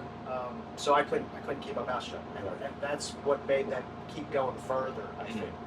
So what was what you said? Right, because I want to know with that energy, right, while running, right, what was your message to the officers? Honestly, that everybody knew about this. Mm-hmm. Everybody knew what was happening. Yeah. And when I say I'm running for union president, the feedback I got before I even opened my mouth is people are saying like, I like that this guy is pissed off and he's not a dummy, and I'm going around saying I'm not going to make you like concrete promises because there's only certain things that are under your direct control. I felt like I could promise that I'm going to do my absolute best in this job. I'm going to try as hard as I possibly can. I can promise you I'm going to do that. And then people kind of, my impression at least was they took that message and they took the knowledge of where I was coming from and what I felt needed to change, and my energy behind it. They were like, I want to see what this guy can do. I think too with well, it was in your favor. With number one, everybody knew you were a lawyer. That's number one. That's two. And then I think number two, and there's no dig or nothing like that, but your predecessor wasn't like the strongest president. Well, I mean, I will take the compliment I made. I mean, it's no shot. I said that's why I wanted to put this thing on. Like, it's no shot, but like the facts are the facts. You know what I mean? That's not my union. I have nothing to do with it. Yeah. This is the thing about it. This is the irony about kind of some of this stuff. Everybody's different. Everybody's got a different personality. Everybody's got different strengths and weaknesses they bring to the table. And some of these stories that I've already talked about is like some of what was a negative in the past was like I can't keep this opinion to myself, even though in most situations, social situations, it's probably better to keep that to yourself. And I'm like, I can't do it. I can't contain this. I'm gonna let it out. It's balling out, right? It's gonna ball out. Somebody gonna get it, right? And that ended up being kind of an asset for being local president. I think. Okay. Because one of the things I had heard in the past, I will say that, is well, we have a good working relationship with the administration, which is you have to work with each other, right? So I'm not here to say, in fact, I would say we have a good working relationship with the administration. The thing is, back then, we were hearing it was a good working relationship with the administration, and the department was just, in what I would say, it was just crumbling in shambles around us. Like, I don't have any problem saying that we had no leadership going on at the time. I mean, a lot of people like that. A lot of people felt like that. It wasn't just me. It was Jasper's story when he left. Yeah, did you ever read his exit interview? Yes, of course. Yeah, you got to save so somebody. a lot of people feel that way. Oh, it's still in the kitchen at Walmart. You don't want to go by. It's still there. Yeah. Well, interesting. What, on the refrigerator? It's on the union board. Actually. You know. Yes, and I worked with Jasper a good bit too, and I always found that we were of similar mindset to stuff like that. Yeah. It's like it shouldn't be this way. It doesn't have to be this way. When is something going to change? So your time as union president, right? So you've been union president since 2020? So I took office in January 2021. Okay, 2021. So it's coming up on 4 years. So do you feel like now, so, people file grievances and things happen. You can never satisfy everybody. right? You cannot. Like, do you feel like is any grievances that might not have went a member's favor where you was like maybe look back on it and said, man, maybe I could have did, or maybe somebody could have did a little bit more? Do you feel like that, like the union officials are like doing what they're supposed to do all the time? I want to say. And not trying to throw nobody under the bus, but just like, you know. Well, at first I want to say that when it comes to like grievances, for example, you win some, you lose some. Is it? I think, and another thing before I answer, I feel like it's hard for me. It's always been hard for me to speak well of myself. I don't know why. It's like I feel like it's too arrogant or something to say it. So I try to mute myself, but I'm trying to give credit for some successes we've had. And to your question, I feel like even like I have people that come in the door with something like I have a grievance, and I always refer to grievances are defined in the city code. You can actually look it up. It's like misapplication of the rules and regulations, etc. And somebody could come in like with something that just, I'm trying to think of an example of one, but it normally ends up with a situation's not working out for me personally the way I want it to, and I want to file a grievance over it. But it's not because somebody's not applying the rules right. You know, you have to have that. You have to have that nexus that you can latch onto. But so those people with something that I would say was not to them, but in like objectively it would be frivolous. They would not be satisfied. No. Right. But I have seen a lot of stuff. I've won a lot of grievances, and ones that I had not seen being won in the past, and I can say that I give 110% on all those every time, and I would actually go as far as to say the administration sees that too. They know that when and back to, this is where you become kind of like a sick person as a lawyer. I'll be honest with you, because you guys can sit here, I could have a discussion with you, and we could adamantly disagree with each other. Adamantly. I would not hold that personally against you at all. No. I mean, we Well, a lot of people do take that personally. They really do. I know they do. So when it comes to those grievances and stuff, I will gladly, I have a good relationship with people who work with them downtown. But when you go in that courtroom, I feel like it's going into a boxing ring. Like, I'm going to try to kill you. I'm going to walk out of here murdering you. But I'll shake your hand when we come out of here, because it's not done. And I've seen that, like having a lawyer and everything like that. To see the we mentality, are. man, it's like, it's a crazy mentality. it's wild. Normal people don't do that. No, it's wild. Like I said, it's like a boxer type of thing where you beat on each other for 12 rounds, and next thing you know, in the fight, you hugging. Like, dude, you just like, look at my face. You know what I mean? Look what you did to my face. Right. And so I definitely understand. So being union president, you pretty much are a politician, right? Oh, Would yeah, you say that? 100%. I'm an elected official. Yeah, you're a politician. Yeah. How has it been for you working with this Baltimore City elected politicians?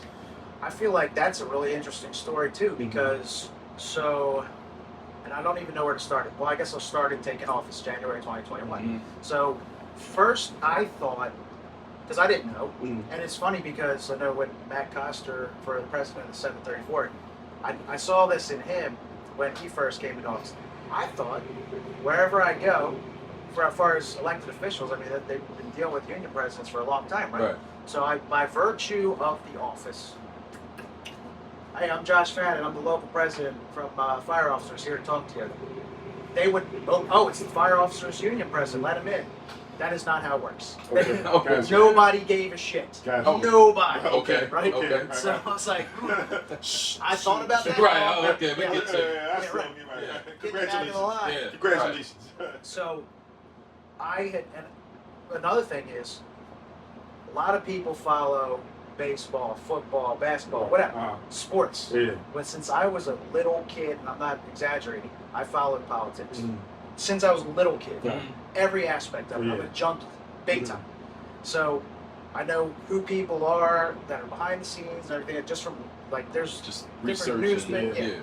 So one of the things I understood, actually this is going back, this is probably worth mentioning too. So when I was in Baltimore County, my local president there was Kevin O'Connor. Do you know him? Do you guys know who Kevin O'Connor is? Kevin O'Connor was the local president for 1311, which is Baltimore County's union. when I started, about a year into that, he left. He quit Baltimore County. He went to work for the International Association of Firefighters as the director of political affairs. So, and he's been there since. So he's still there. So he's been there for Like 20, it's like what, 25? 20-some years now. Yeah. And actually, he retired from there a couple of years ago, and there's a new general president from that said, hey, can you come back work on contract because we need your help. Because he's been doing it for so long. He knows everybody. And he's also a current fire commissioner in Baltimore City. His father was Pedo Con. Oh, okay. Yeah. Okay. So he's a local boy. So I saw what he was doing in Baltimore County as far as politics, and I was like impressed. And then he's only gotten bigger since then. So he's somebody I leaned on for that. And he was always talking back when I was 19 then about your PAC fund, your political action committee, and that's hard to explain to people exactly what it is. I mean, it's a pool of money. It's voluntary. We all chip in for it that want to participate, and you use the money to support political campaigns. I feel like the PAC fund is the most voluntary, involuntary deduction on my check. Well, if you want it to be successful, I mean, yeah. let me ask you this question before I go a little further. Do you feel like you're getting your money's worth out of what we have been achieving in the last few years? Let's talk about contracts and stuff. I would say overall, yes. Now that I understand what it is, so here's why I said this is the most voluntary, involuntary deduction. Because my first day as lieutenant engine 53, who was running before Lieutenant? What's his name? Lieutenant that you came after. Porcher? Before Porcher, it was Mike Campbell. Chief Campbell. Yeah, Chief Campbell came to 53 engine my first day. It was like, oh yeah, here's the PAC fund. You gotta sign up. Yeah. Boom, here you go. Pick whatever, at least $5. Yeah, it wasn't like, are you interested? Right. It was like, no, you gotta sign up. Here you go. So, but I feel like overall, like as time went on, like I said, you know, when you first promote, you don't know about, when you're a firefighter, you don't know about PAC fund. Like, Well, see, they have a PAC fund too. well, now with 734, how did they just get it? Like, No, that's the thing. okay. No, they've Did had they call it something else? Was always PAC fund? no. So this is kind of Well, maybe I wasn't. That's fine. all of this, by the way, is going to go somewhere. I think once this goes. No, I got you. Yeah. So I know they probably formed around the same time. Ours Okay. was '96. Okay. Okay, that's when they formed it. So if you think about it, when you get it started, then you want to get everybody into it, which they did at some point in time. And then it's kind of establishing itself. They're using it. They're using some of the funds, but they're getting them more in regularly. Payroll deduction now. At some point, that starts to look to say maybe new people like this is something that was handled already. You don't have to handle it, but it isn't. It has to be actively managed, and that's what happened at 734. That's what happened at 964. It's like it's good enough, and like I took a look at it. We were raking in $700 a day for the PAC fund, which is not very much money. It's not. It's not. It doesn't go very far. Right. So that's what I started going on a campaign, and my campaign was to go. I'm doing the math. Okay, we have about 40 elected officials in the city. That's city council, state's attorney, mayor, delegates, senators, all that, comptroller. So if you were going, the maximum you can give to anybody is $6,000 in 4 years. That's the maximum. Okay. So if you wanted to, which I'm not saying that you will, Right. but if you want to be in a position so that you could do that, you'd have to raise $240,000 every 4 years.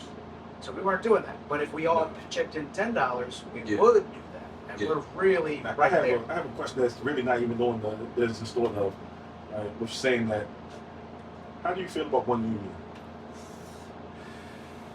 Well, I think there's probably positives and negatives. I mean, we've been. You know why there are two unions?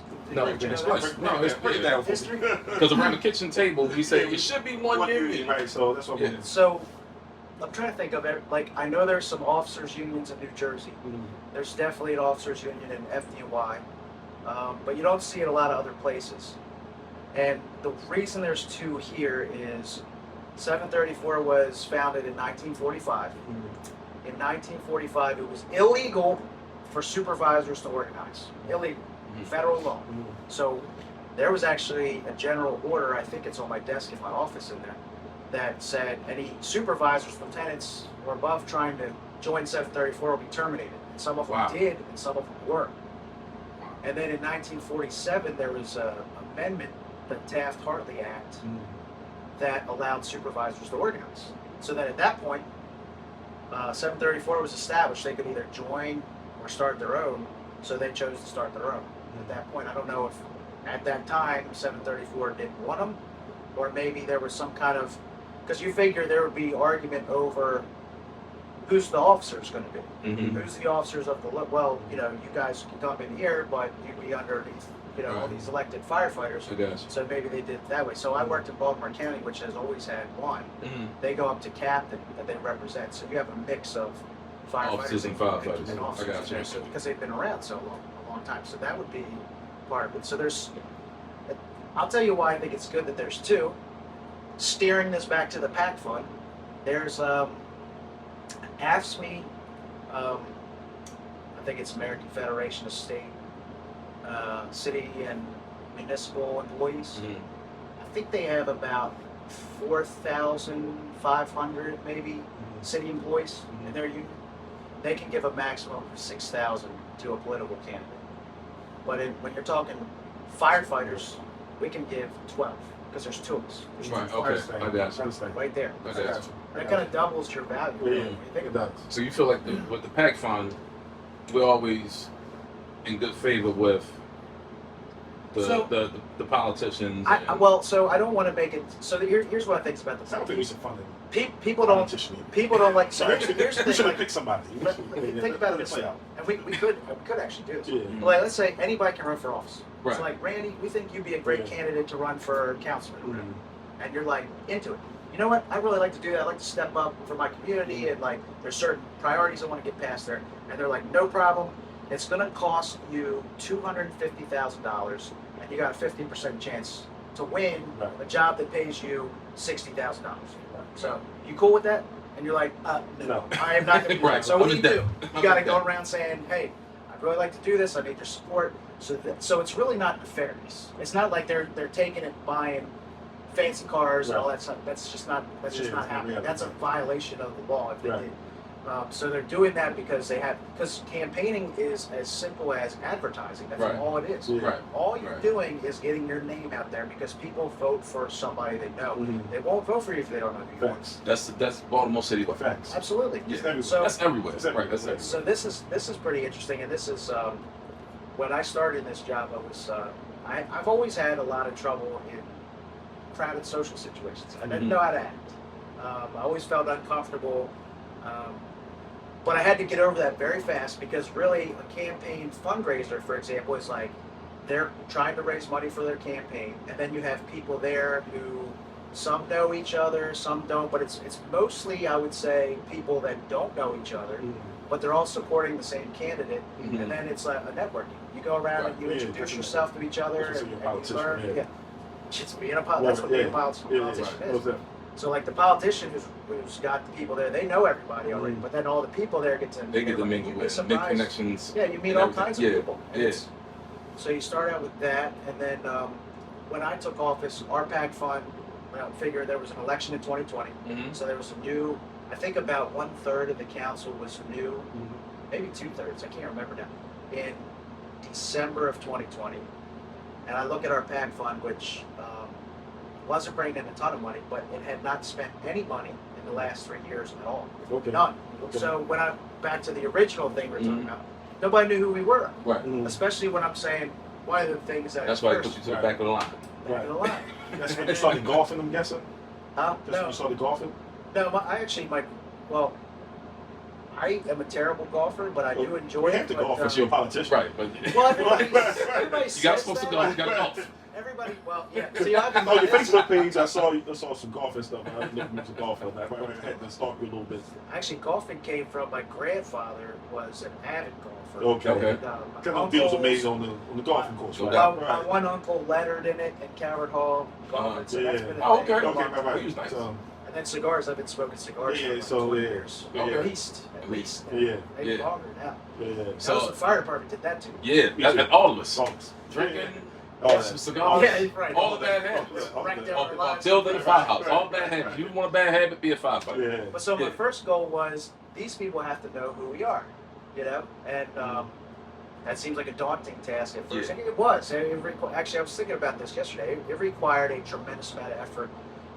Like, I had to put a lot of time into going around to 1 million fundraisers just to get our name out there. Mm-hmm. And then, I mean, one of the first things that was there to overcome as far as an organization goes is I'm from the fire officers. Mm-hmm. We're a separate organization than the firefighters, Right. even though most of our issues, Are the like same. 99.9, pretty much the are the All the same. Yeah. But I actually like that too, because you have more than one organization, multiple people. Like if I'm going somewhere with like 734 people, it just makes us even look big. Mm-hmm. You know, that it's like two organizations. Yeah. More of a force. It's a good Yeah. and bad thing. Because some Yeah. things I just like, it shouldn't be. Like how you can swap with impacts and stuff like that. Oh, you want the, Yeah, the right. fruits. Right, You because just want the if you can fruits. do it, why You can't I gotta- do it? I fight fires and everything. Like, come on, why can I get the same things? Like, I want the same thing.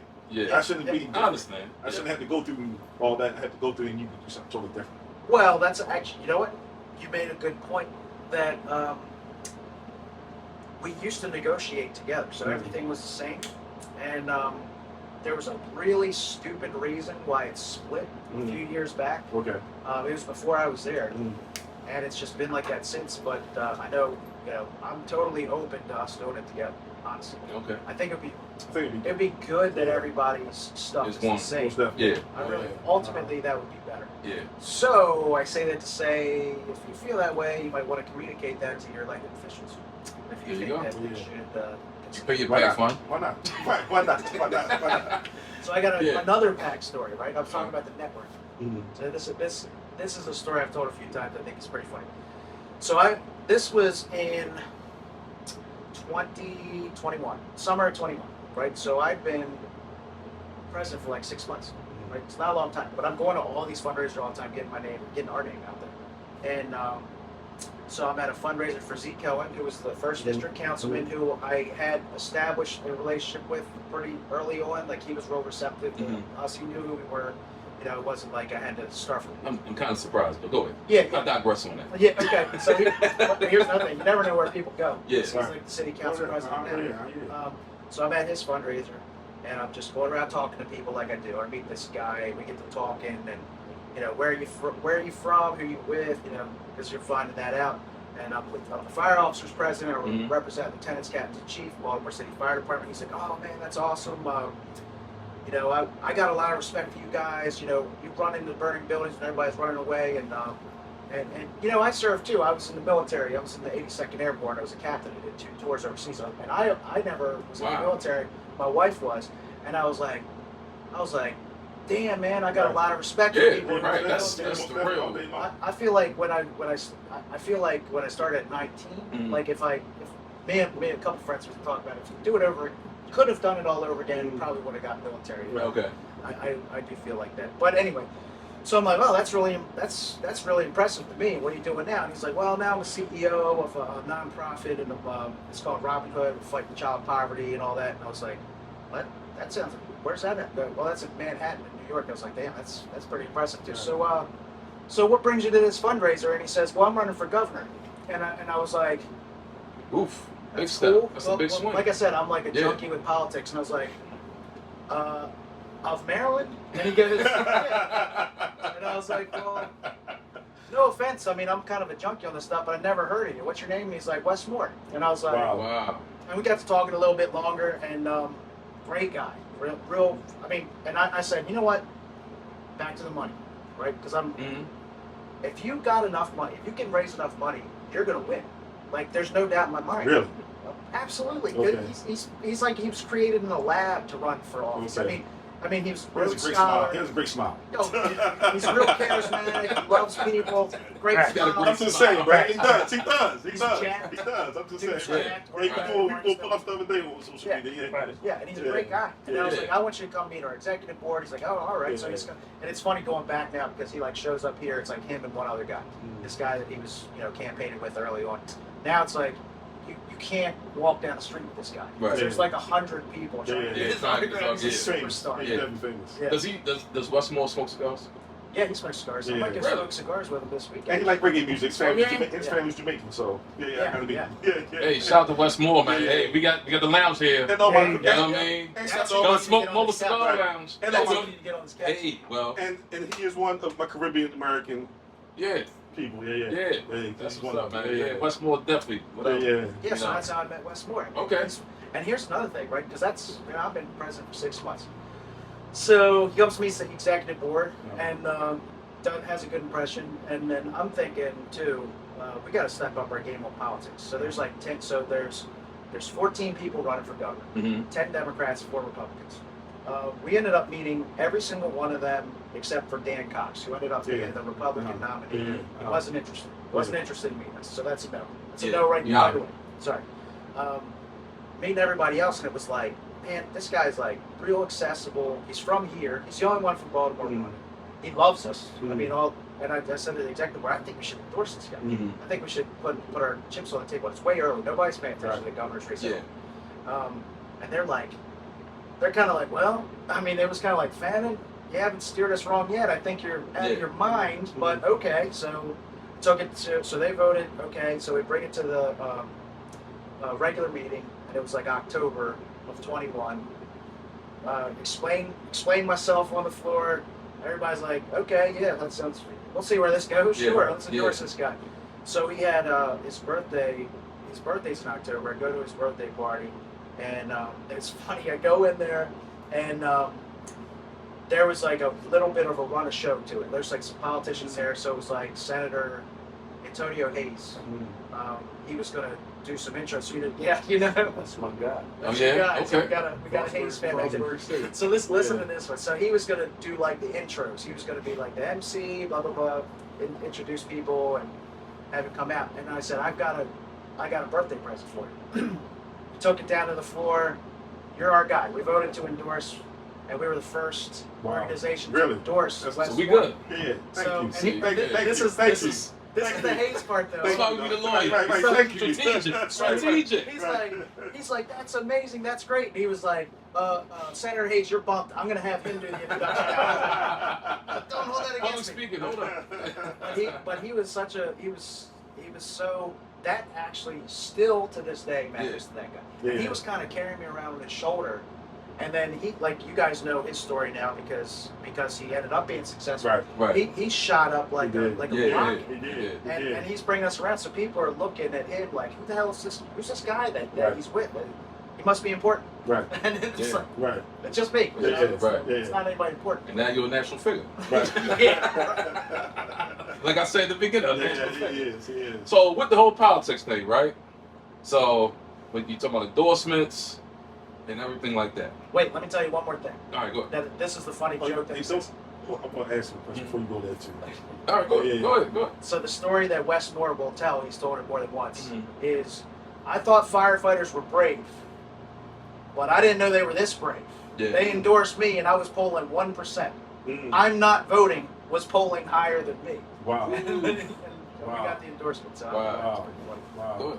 So I want to just, because this is a light moment, but I'm just probably get a little to being union president, right, and dealing with a lot of the deaths that we had, right?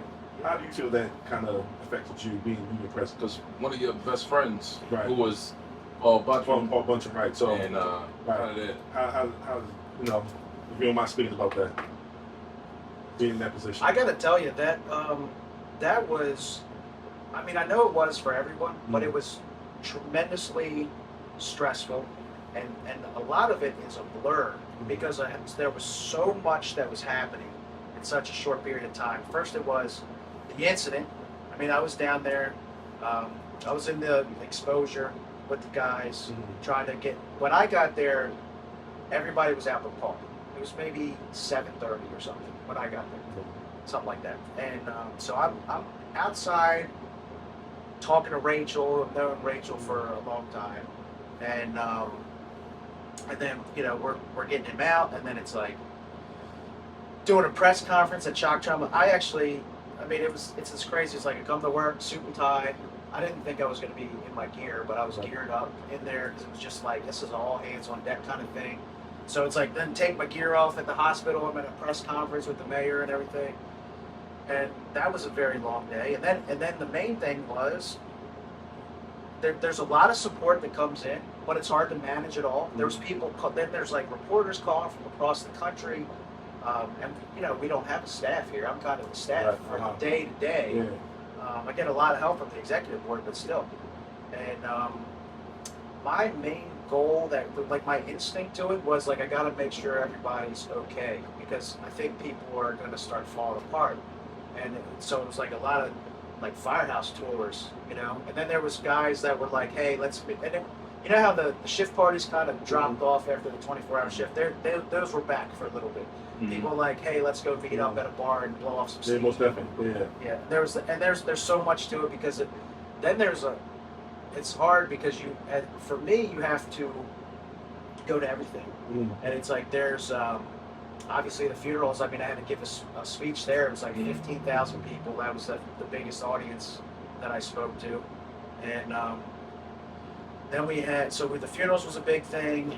And then you have all the follow-ups like Delaney Valley and the International Memorial and Annapolis, and it's just like, and then making sure that, you know, his widow's taken care of, who I don't know if it's a blessing or, you know, almost like tragically sad that they were trying to have a baby and she finds out she's pregnant right after he died, so he didn't even know yet. I heard that so story. she's got a new baby. Yeah, I heard that. Wow. You know, then there's like the back end stuff of making sure that the pension's straightened out for the public safety officer benefits are coming and getting all that done. It was like an times 3. Yeah. It's really what it was. So it's because obviously we've had to deal with it since then too. Yeah, most definitely. But there was, which was also equally stressful and terrible. But that one in particular, because I guess we had Because it was so close to home. Well, I feel like they kind of are all close to home, Okay. really, because I mean, you know, it's like I knew Dylan. Right. He'd call Yeah. I mean, people call me for everything all Right. the time. I mean, Yeah. he'd been in touch with me about a couple things, and but yeah, I had volunteered with Paul. I knew Paul when he first got into the volunteering at Java Magnolia again, and him and Adam Senna were really close. So as a matter of fact, you mentioned him, and you know, it's yeah, that was a really rough ride there. Yeah. For it to be like kind of consecutive over the last few years. He's been a tragic time for us. And you know, just to put this out there, because we've had conversations, we had a conversation when workman passed. So like the whole line of duty compared to non-line of duty thing, you know what I mean? Because when you, like how Buckram was with you, I'm sure that was a difficult thing. It was working But for us. it was working for us. I mean, it was all difficult, but it was like, it was close. It was a lot. So it's like, 100%. for, you know, and then for him having the non-line of duty, and I guess we were, ignorant to all the laws and bylaws and the intricacies to it. It was like, I told you, I was angry. Yeah, You know what I mean? I was hot because I was like, you know what I mean? You know, by being a captain, having his time in, on his way to work, and it's just like, man, you know what I mean? But but the one thing I do want to say I appreciate you doing was when you found out how angry I was, you reached out to me. Oh yeah. You know what I mean? You said, hey, whenever you want to talk, we can talk about it. I'll tell you all about it. Like, it's not the union, it's the city. Like, we it's nothing we can really more do, but what's already in place. Yeah. So I definitely appreciate you for that. Well, thank You know what I mean? one of the things I learned, which is not, I mean, I always heard stages of grief. You have denial, anger, bargaining, depression, and acceptance, right? And I just, man, I felt the anger every death. Mm-hmm. I know that people, they get angry at some point in time. Most definitely. And I definitely got the brunt of it a few times. I remember like Stricker Street was one. I remember a guy in particular. He called me up, and I knew what he was doing behind the scenes, which was a lot of work. And he just went off on me, and I was just like, okay. But I mean, he was bashing me so bad. It got to the point at the end of the conversation where he says, and you know what's another thing, man? What's with the suits all the time? Nobody wants to see you guys wearing suits. We're firemen. And I was like, I like the suits. so it got to that, and well, I actually got like 9 out of 10 times it's a compliment about that, right? It's professional, Right. and taking ourselves seriously, so other people can take us serious. And it got to that, and I was like, Right. okay, well, is there absolutely anything that I've done right that I can, continue Right. to do better, or what? You Yeah. done? I mean, Yeah. like, I understand. but I was He just was like, angry. He was angry. I wasn't yelling Yeah. back. Yeah, he was venting. Yeah. That happened a lot. I mean, anytime somebody dies, and I just came from, I came right here from my great aunt's Oh, funeral. man. Really? It's always yeah. happening. It's all always the time. happening, yeah, man. We I mean, deal with it's so life. much. And you never know what somebody's going through, so, yeah. Part of the journey. Most definitely. Yeah, Yeah, man. yeah. And like, it really doesn't. So you said Workman, and this was kind of an interesting one. The closest to home for me first was when I was in Baltimore County. There was this guy who was older than me. He was, I want to say he was 54, and he worked at Dundalk, and we used to lift weights all the time and play golf all the time. And it was like me, him, this guy Matt Hill, who's a battalion chief out of Baltimore County now, and Tom Kearney, who retired out of the fireboat. We used to play golf a lot, and he did not show up for night work after the first night one time. And come to find out, he had a heart attack, so we had to go to his house, we had to take him out. And we were like, close. Yeah. And that would hit me really hard. That was like the first one. Yeah. And then it's like, it's been a lot. Yeah, it's a Right. lot of Right. Yeah. Yeah. It's a So, lot of- and I get it every Yeah. time. Some of them are line of duty, some of them are non-line of duty, but there are. That's why one of the things I talk about a lot, when it comes to line of duty, you're the main concern is now what happens to everybody that depended on them too, because the person's gone. Right. Okay, there's nothing we And can do it's to bring nice. them back. Right. So what can we do to help? And like I was watching a show last night. You guys seen Landman by any chance? Yes, You seen I saw it. Landman? great show. I like it. It's a good show. But you know how the one woman's husband dies, Yep. and then the guy comes over and he's like helping her do the bills, Yep. he's cutting the grass Yep. and all that stuff. Yep. And I was watching, and then one guy shows up like, "What are you trying to hook up with her?" With his He's all gun. pissed off. With his She's gun like- out. Yeah, and she's like, "Where have you been? Right. You haven't come over and helped me at Right. all." Yes, This guy- right. and I felt like we do a lot of that shit. Yeah, we do. A lot of that. Yeah. And that is the right thing to do. You Yep. got to show. Yeah. And you got to help. You got to help fill in where that person can't anymore. But Yeah. and then the money side, it's a huge part, especially if you're like married or have kids. It's like you're part of a unit that's providing for Right. other people. It's That's like a lot. what That's you a lot. do. Yeah, that's a lot of That's a money lot. that That's you're a lot. taking away. It's a That's a lifestyle lot. change. Yeah. It's really a lifestyle change. Yeah. You know what I mean? Yeah. So, you got anything else? So, like I said, I want to go back to like with the whole like kind of endorsing candidates and Yeah. the whole political thing, right? So, Yeah. this past year's mayoral election, Yeah. the primaries, Yep. right, with Mayor Scott and Sheila Dixon. Yep. All right, so The two leading Democrat. Yeah. right, two leading Democrats didn't know which way it was going to go, you know. So controversy came with you, Yep. Public enemy number public one. enemy number Facebook one, comments came. and Super what's your villain. comment? Did you watch them and laugh at the comments on Facebook when people were coming for you on Facebook? We'll get Yeah, that. We'll get so okay, with the whole letter that was, or the email, it was the email that was sent Email, out referring to Yep. Yeah. Sheila Dixon as quote unquote dog face, right? Yeah. Mutt. Mutt face. Mutt. Mutt No, face. no. Mutt. A mutt. Mutt. Okay, a mutt. So, right, that comes out. What were your thinking on that initially when it came? Like, what's the whole thing behind it? Well, initial thinking was, there's nothing to this story. There's no story here. That was my initial thought. Mhm. And so let's see, like winding that up a little bit more. So let's see, that would have been I'm gonna say like this March. year. Yeah, that would have been the election this year. So like I'd say 2023. Mhm. So trying to professionalize the endorsement process, really make it thorough. So I look at that stuff like a scientist, really. It was like we had interviewed just about everybody running for office that would respond to it. We bring them down the hall, have them in, ask them questions. We had Sheila down here. She came, sent out endorsements, questionnaires for them. So it's like, what's our top issues that they would have control over, and what's your position on it, and write it down.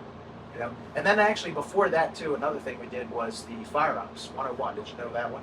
So Fire Ops 101 was, and I think it might be kind of defunct as far as the international association with it, but it's basically it's a 1 day at the Fire Academy. It's abbreviated, all the fire training, and I got some I mean, It's a lot. got a lot of footage from it. Like we had the governor came out there. I got footage of me and him in the burn. Oh yeah. Oh, Well, I remember that. yeah, I did see that. Yeah, I remember People that, from the city council that run for office, they Mhm. all got in there, and it really changes their perspective Yeah, most about. definitely. You know, it's one thing to look at numbers on a piece of paper. It's Yeah. another thing to actually do what we do, Right. even for a day. Yeah, who knows what it feels? Yeah, Yeah, you gotta know what to feel. you really don't have another experience like that in No, your life. not And at all. like Wes Moore's a good one. I asked him, like, did you ever do some cool stuff like this in the Army? You know, it's like, well, we jumped out of airplanes, but we never went into burning buildings. Right, I mean, this right. is really cool. This is Yeah. Right. different. Yeah. So anyway, we go through all that. I can say I was looking at some of the things that had changed with Brandon Scott. Now you go back to when he was running for the first time for mayor, Mhm. and Jack Young was the mayor. Mhm. And Jack Young announced we were closing 3 companies. Yes. Remember this? Engine 4, I got a funny story Engine about that. 5, Continue. and Yeah. who else? There was another company. 55 was That, one. yeah, 55. Because they were still in the rotating closures. But yeah. So Brandon was running, and he said, absolutely not. Like, if I get elected, that is not going to happen. And then he did get elected, and it didn't happen. Mhm. They were on the chopping block, if you remember. I was at Engine 4 at the time. Yeah. And I had to, Chief Savella actually sent me an email saying, "Hey, Brandon Scott's going to be coming out doing home visits. This is the first time we just started doing home visits after COVID." Mhm. So I felt like I put on my strategist hat, and I said, "Okay, I know you went to Mervo, Engine 4. All right, I'm gonna pick a block behind Mervo Yeah. to make you know, hey, this company that's talking about closing serves Yeah. this community that you used to go to high school." Yeah. And you know, like I said, I'm pretty sure it was more intricacies and other things that went further with that. But I always say, like, I felt like I had a hand in Engine 4 not closing. I guarantee Yeah. But no. Yeah. that was not lost on him. Yeah. What, Yeah. what were you going to Because it was about you, right? But I didn't know it was about you really to this moment, right? The joke with Jack Young. Me and my wife walked the trail. We run into Jack Young. He's right in front of us. I said, "What? There's Jack Young right there." So I gotta go talk to him. "Hey, sir, how's it going? Randy Harvey, firefighter." I said, "You in the fire department?" I said, "Yeah." I said, "Oh, that's a great job. But do me a favor. Tell your union to shut the fuck up." I was like, "Okay." I was like, "Okay." I get it. Talking. And I saw him last night. Last night. I love Yeah. Jack. He's Yeah, authentic. that's He's Uncle authentic. Jack right there. He's authentic, I got bro. He's I got authentic. right He's there. So authentic. he was a guy, by the way, when they had said Truck 15 was closing, and I don't remember what district he was a councilman in, Mhm. but that wasn't in his district. It was near, Um, but he was there, and he was like, absolutely not. Right. They are not closing this Right. firehouse. Yeah. That's how he was as a councilman. Then he's the mayor. It's like we closed 3 right, firehouses. right. Yeah. Yeah. You know, Yeah. like, Yeah. so you got to watch people like that. But Mhm. like, here's Brandon Scott running for office, and he's committing to that. And there's probably when's the last time? It was 2012, so it's 12 years removed from it. So anybody who's come in the last 12 years doesn't realize Right. how often we had to Yeah. deal with that, and how Yeah. much it's crushed us down to Yeah. where we're at. So there was that. He comes in, and we had a little bit rocky start at the beginning. COVID's going on, trying to get a hold of him sometimes, but we had some leadership issues, obviously, in the department. But as far as, I would say, monetarily, we weren't being crushed as badly as we were the last few years. We were getting some new equipment in. We weren't being cut, and I realized that. Now Sheila's running against him, and I noticed when we were talking to her, which I have a lot of respect for Sheila Dixon, and she's been around a long time. She's done a lot of good, but she also presided as mayor over some company closures. She Right. presided over us with furlough days. Most definitely. So it's like also doing some candidate research history just to make sure, because these things happen over a long period of time. Who was in charge when that Right, happened? when that Exactly. happened, most Well, definitely. that's what it was when she was the mayor. Now, to her defense, we did have the financial crisis in 2008, I think is when that was. Yeah, it But was. we Yeah. had furlough days way longer. Mhm. And then like changing the pension against us and all Yeah. that. But I think Stephanie Rawls Blake was the mayor when that legislation happened, but it was like that had been cooked up when Yeah. Sheila was still the mayor. Yep. So those things were there. So it was like, and you also know, like the coverage was, she's gonna win. Yeah, that's the way That we is felt. definitely Yeah, that is it's definitely like- what it said. Yeah. Right. So I'm trying to feel her out when we're talking to her. Have you have you come to Jesus on far as firefighter issues? Because she wasn't there before. And she was very non-committal to saying anything about that. Like anything that we had said, she wouldn't say yes or no to, which it's like, I know what that means. Yeah, most definitely. And then we sent out the questionnaires. Brandon Scott had responded affirmatively to everything, and as well as plenty of council people. Sheila didn't, and I had a very specific deadline. Then I think they sent in a, like, let's say half-assed completion, like after the deadline, like the day that us and 734 were going to go through all these as executive boards together, and then bring it to our membership. That kind of pissed me off. I thought that was a little bit of a slip, but anyway. So we vote to endorse at the executive board. We bring it to a regular meeting. Everybody signs off. That's there, and tell the campaign we're doing an event. We go to do the event. And it was kind of funny, actually, in retrospect. When we were scheduling the event, I told somebody on the mayor's campaign team, I said, make sure you invite everybody from the media, even Fox. And they were like, why would we invite them? Because they're always running stories against him and yeah, Brandon Scott hates Fox 45. Right. Yeah. And I said, he was close to Yeah. And I said, because this is a firefighter endorsement, they can't spin this as a negative. Right. Boy, was I wrong. So before this shows up, so I had sent out. I thought it was the same email. I sent out an email to our whole membership through we have a smart platform. I mean, you guys probably have something similar, which is going away, by the way. But anyway, laying all this stuff out, and this is when you compare them. The people who have treated the firefighters better is clearly Brandon Scott. Clearly. I mean, you go in his office, he's got fire helmets there. I mean, he loves the fire department. He's got his cousin. Oh yeah. So then I was like, we should try to get even more people. And there's a lot of, like, you know, I'm full release guy. I mean, means Monday through Friday. This is my job, but it really spills into the weekend. Every local president just about the state is like that. So we talk to each other all the time. We're like always doing this stuff. So we talk about politics locally all the time, and if we need help, we help each other out. So I was like, oh, you know what? I need to email them. So I typed out an email real fast, sent it, and I was doing a couple other things, and I didn't think nothing of it. I thought it was the same email I sent to all our meetings. I didn't have any negative feedback. Anyway, somebody. We didn't get it. So So Baltimore County's president got it, forwarded it to all his members, and there was allegedly one of his members went to the news, complained about it. And in that I had referred. I said we had a consequential election, and we have a very pro firefighter mayor versus a real mutt of a past mayor. And the time I had heard mutt in my life, especially, was from, again, back to the not everybody has the same experiences, but mostly where I would hear it was the Firehouse Expo training. So we go to a lot of people.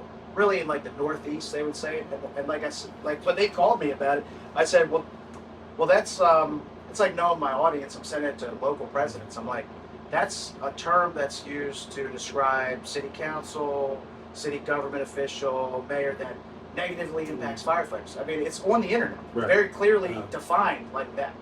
And so this reporter from Fox calls me up, and he was like, trying to turn it into a racial issue. Well, what would you say about somebody that says that it's racist? And I was like, I've never heard that as a racist term in my life, ever.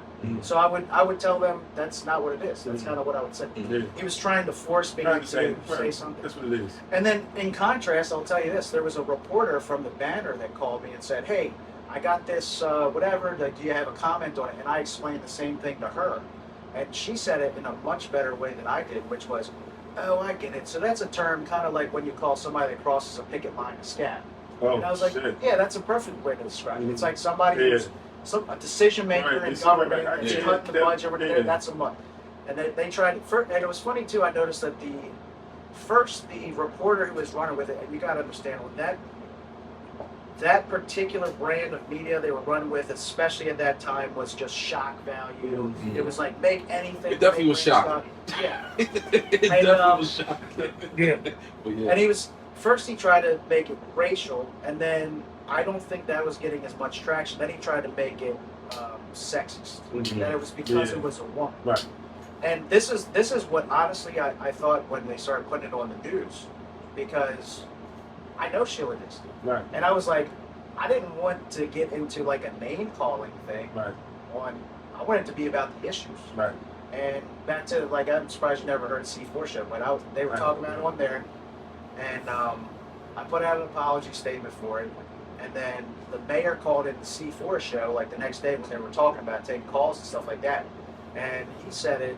I thought, man, this guy really came to the rescue on that, because he said how, like, I talked to President Fannon last night. Don't condone the use of that kind of language, blah blah blah, which is fair. And then he said, however, you have to understand, he's responding to years and years and lots of mayors, including her, who have cut the fire department, cut the companies, cut their pay with furlough days and all that. And I refuse to do that. I'm not going to balance our budget on the backs of firefighters. Right. And then he said it in the State of the City address that he gave, Right. Yeah. you know, like a month after that. So I was like, at the end of the day, I thought, well, and of course, like go back to the West Moore story. I was like terrified. This was blowing up, and everybody's watching. It was killing me. Right. It's going And so I called West Moore about it. And I was like, man, I don't know. They're really beating me up on the news. Are you watching this? And he's like, I didn't see anything. And I thought, he's like, watches all this stuff. Well, believe it or not, Annapolis is a totally different market. Right. It wasn't news now. Right. So I tell him about it. He was like, well, it's a 24-hour news cycle. Don't worry about it. It'll go away in 24 hours. I was like, okay. Right. And it kind of did. Yeah. But the follow-up, too, was the fact that it became, like, name-calling, which I did not want. Right. And I thought, man, I've really got to talk to Sheila directly, in person. I was gonna ask you if you did that. Yeah. So, but then I thought, well, I can't do it right now. I gotta wait till the election's over. Okay. Because I Because you already can't, endorse. I can't let her Yeah. walk out of a meeting Right. spin Seeing you. into, Right. Seeing you. Right. So I was like, I'm just not going to talk to her. Well, as it would happen, I actually ran into her, and it was me and a police officer I know, and Sheila. So, and the police officer was real pissed off at me too. And we got to talking, and I just told her, listen, I can't remember exactly now, but it was essentially what I said there was like, I got nothing but respect for you. Obviously, we're endorsing the other candidate.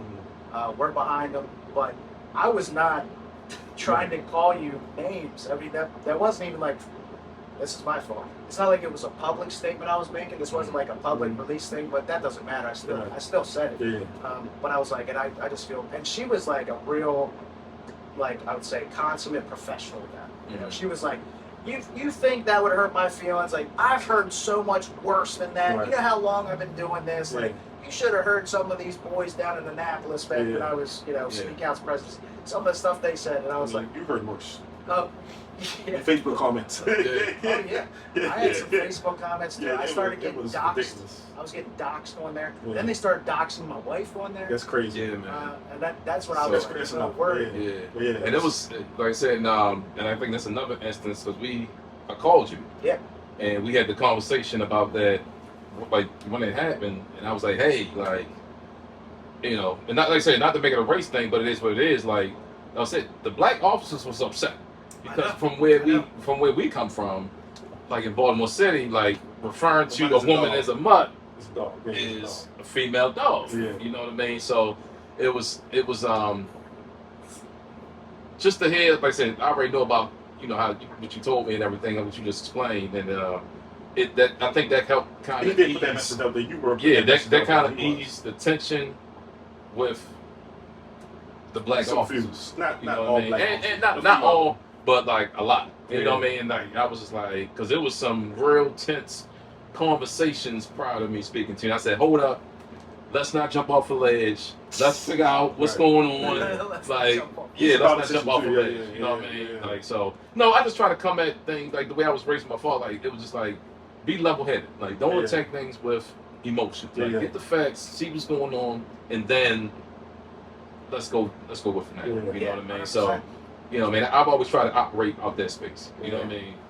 But yeah, man. So I appreciate you telling that. You know what I Yeah, mean? I know that was like, because I know that was probably a tough moment. You know what I mean? It was a And lot. I know There was a lot just going on. for me personally, I know because I knew we were endorsing Mayor Scott, and things were not looking favorable in the beginning. I said, man, this is a gamble. And then that came out, and I'm like, man, this is a real Since Kirk risk. he's the only re-elected mayor.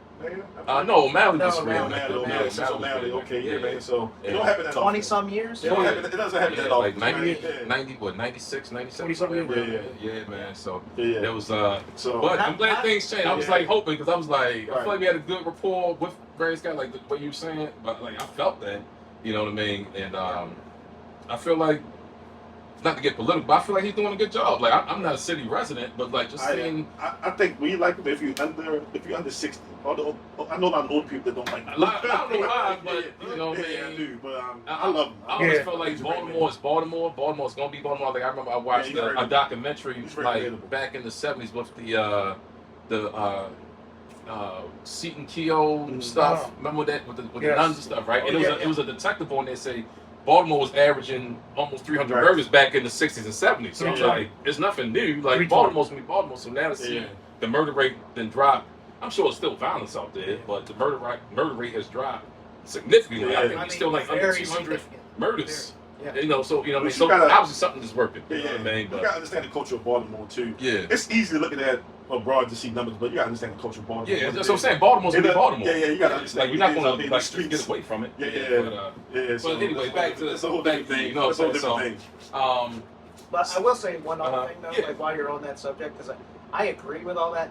But one of the things that I try to explain to people when it comes to politics, as far as 964, 734, like I've said, I picked this up from some guys in the international as well. It's because there was a real hot debate. We had our international convention over the summer, and it was about should the international endorse for president, and if so, who?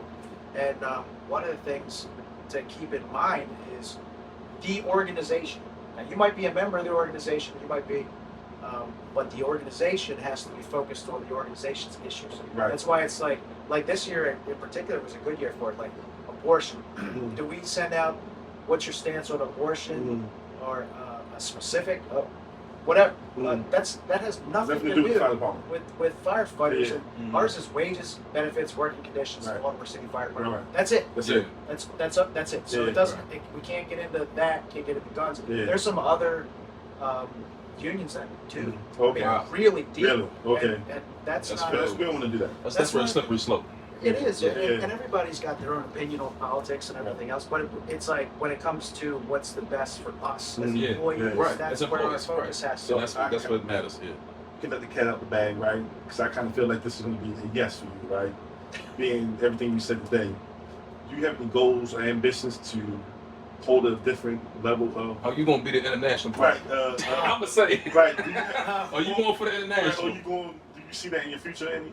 Have you seen our general president for the international? I mean, he is born to be. The guy from Boston. Yeah. From Boston. Yeah. That guy is born for that job. Okay. I mean, he is doing. So how about He's doing a great mayor? job. How about mayor? Mayor. I think I'm about where You're the man of the fire department right now. You're the man of offices. I think now that it's 20 years, right? Right. Now it's like we're kind of heading down the hill. Yeah. And it's like how long is that road going to go? Right. How long is it going to go? Right. Do you have any plans on coming back to the field? Well, I guess when I lose, you know what I mean. Nobody's going to challenge you. You're kind of going to be like I don't want to say like the king, but like A lifer. yeah, a lifer. There you go. Keeping the fire department term. You're like nobody's going to run against you. I can't see it. I mean, somebody. I mean, you could, but I can't see it. You know, it's really difficult question because I always was a field guy. I love the people, the experiences that you have together, the incidents that you mitigate that are like, you know, the worst possible scenario for like the person, and you're showing up and you help. Right. That makes a real impact on you. And then I kind of think of it. I know you guys all know what I'm talking about. At the end of the day, no matter how fucked up you are, you're like, I really made a difference in this world. You're doing it. Oh, yeah. So it's hard to not be able to do it. We actually had a grievance about this a couple of years ago. So I can work in the field. I can sign up for overtime. Oh, okay. So okay. I try to, but like the schedule. So I really can only do it on the weekend, and it's on the weekend when there's nothing else going on. Like I got some union stuff going on tomorrow, and then I got like my son's got basketball. You know how it is. Yeah. So Yeah. that's out, and then my wife's working too anyway. So it's like I get a couple of times a year maybe, Yeah. but at least that little bit will keep me going. Right. I got you. It's where it's at. Yeah. Right. So this was in the beginning of the podcast. You kind of said this is just personal, kind of sort of. How do you feel about going back to the old schedule? Personally, I think that that's what we should be on for a lot of reasons. So hear me out, because I think there's something against it. Mm-hmm. The only against is, well, I got to drive more, so there's fuel, which I guess you can't overlook that. But think back to the way that things were there. We're talking about It was more camaraderie. what time? 2014, January 1st, 2014. Yeah. So it was 10 years ago, Mhm. almost 11 years ago. And you come in for day work, and you be running balls to the wall, but like depending where you worked, it's like 8 or 9 hours flies right by. Mm-hmm. Nighttime you come in, you might have eventually it was like you had to do the payroll, but then it was kind of like you're just taking the calls. But they were still long nights sometimes. Yeah. 14, 16 hours maybe. And but then like second day in, and we're older than we used to be, Yeah. but like especially when you were younger, don't have kids, you don't have to get home, it's like go to a shift party. Most Now that we're older, Yeah. then it's like you can't do that every week, but maybe you can do it sometimes. Mhm. And then sometimes you do, it's like you're in a firehouse with the same people all day. Now you go out and you got people from other firehouses, Right. you know them, but you don't Yeah. work with them all day. So you're like You get a chance to having some drinks, blowing Yeah. up, same thing we're doing, blowing Right. off some steam. I mean, let's be honest, there was some bad blood that got shook out. No Yeah, doubt. it was a lot of Sometimes. fights. It was a lot of fights. Yeah. But then you move on. You Bad move blood- on. There's no hard feelings. Yeah. I feel like we were tighter then, and I feel like there's been a lot. I know that the trend for fire departments nationwide was 24-hour shifts. However, I know that there's been a lot of studies, like especially for military personnel, that 24 hours is not a shift human beings should work Right. because your mental acuity degrades Right. after a certain period of Yeah. time. And I don't know off the top of my head like how many hours that is. I know there's a lot of guys in the department now that are looking into this kind of Yeah. stuff, the mental performance. Yeah. And around midnight, Right. and I always tell a story when it was me and Chief Stewart, Dante Stewart, with the two chiefs. I think he was in the third and I was in the sixth. And we had a fire, and this would have been, I don't know how long into the 24-hour shift it was, but we'd been on it, I guess. And we had a fire in it was like on Lombard Street. It was like a storefront. And I think it started extending into adjacent. And I just was looking at the scene, it's like, say, 3 o'clock in the morning, and I know we had a busy day, everybody, Mhm. and I just could see how slow the Yeah, company, it was and I'm moving, talking yeah. about good Those companies, guys- good yeah, people. Yeah. They were just moving so slow. That's a real thing. Yeah. I went out front to say to Chief Stewart, I said, look, you're gonna have to hook the second on this one. He was like, what? What do you mean? Because it looked like it wasn't that. And I said, like, these guys, they're done. done, man. Yeah. They're That's a real done. thing. You have to Right. call. And so he's like, all right, call Yeah. second alarm. And I just thought, I think if we were on a split shift where this was like the night shift, they wouldn't be as dead.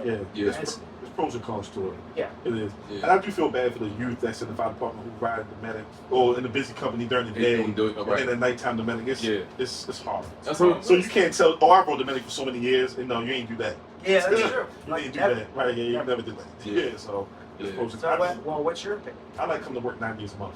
That's true. That's an opinion to have. So yeah, Well, you know, I'm good. I'm good. Like, I ain't got no dog in the fight. You know what I'm saying? I'm good. You know what I mean? Like when we first kind of started the 24s, I was about to make lieutenant. So yeah. I mean, I never had the And I don't experience ride the the medic. whole I don't ride the medic. riding So, the yeah, I don't ride medic the during the medic. Yeah, me day either. or Never medic had at it night being in the day. So yeah. Well, you're talking about the medic stuff now, but you're a battalion chief now. So yeah, like it But aren't you concerned about like, are these guys going to be good? oh yeah, I mean, but I know when I was at 20 Engine, I would tell anybody that was working, like any of the rookies, I would say, hey, look, if you start getting tired, take a nap. call me. I'll put you out for admin.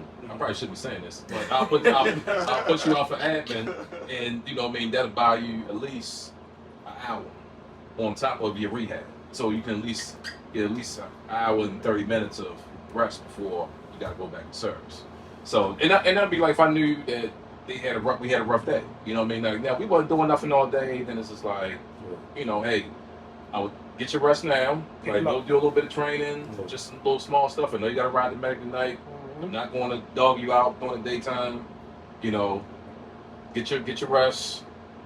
kick your feet up, relax, so you'll be alright on that back. Because it's been instances, and I'm pretty sure it's known like where guys are like falling asleep behind the mat. Yeah. Well, That's true. if I may, with the counterpoint, I feel like it's like we're trying to dance around the elephant in the room. Like we're trying to make all these like compromises just because we're trying to get through this 24-hour slog. Right. And then it's like, well, we'll take it light on the training for like If if you're like working the 8-hour daytime or 9-hour daytime, you know, it's like no, we're training. We're gonna train good, but you're gonna be off tonight too. And then it's like, say birthdays, holidays. You're off. It's off that time. And now like swaps, that's out the game. Yeah. But now it's making the sick board. There's more names on the sick board now. I think it'll make some time go down. It probably would.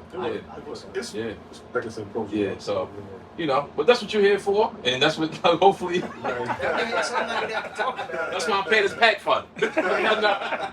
Hey, but Chief, I appreciate you coming on, man. No. And telling the story. We're not done. We're not done. That's right. The main question we always ask somebody. So we know. I'm pretty sure you've seen the podcast. I'm glad you said something. I hold this podcast now. He did. He's the cornerstone. Right. His phone's apart without him. But all right. So we always ask all our guests. Your Mount Rushmore, whether the fire department. If you want to get 2 different ones, you break it down. How we want to do is yours. Mount Rushmore of most influencing people that impact your life and your career. Are you talking about for the fire department? You can give me both. You can break life, it down, add them together. It could be anybody. You want to put Jesus Christ on there, you put Jesus on there. Or I'm just saying, you put anybody we normally do 4, and we'll give you an honorary 5. Honorary 5. The bench player. Let's see. I didn't, I do remember you asked somebody this before. I wish I would have thought about that more in advance. But if I'm one spot, biggest influences, honestly, I gotta go with wife and 3 kids, to tell you the truth. I don't know if that's who's popping. If I had time to think about it, but I add on to that, I don't know. So let's flip it then right now for you. In the fire department, who were like, when you talk about top of the line, like who you think in the fire department, who be chiefs, firefighters, POs that you came across? Let's see, that's a good one.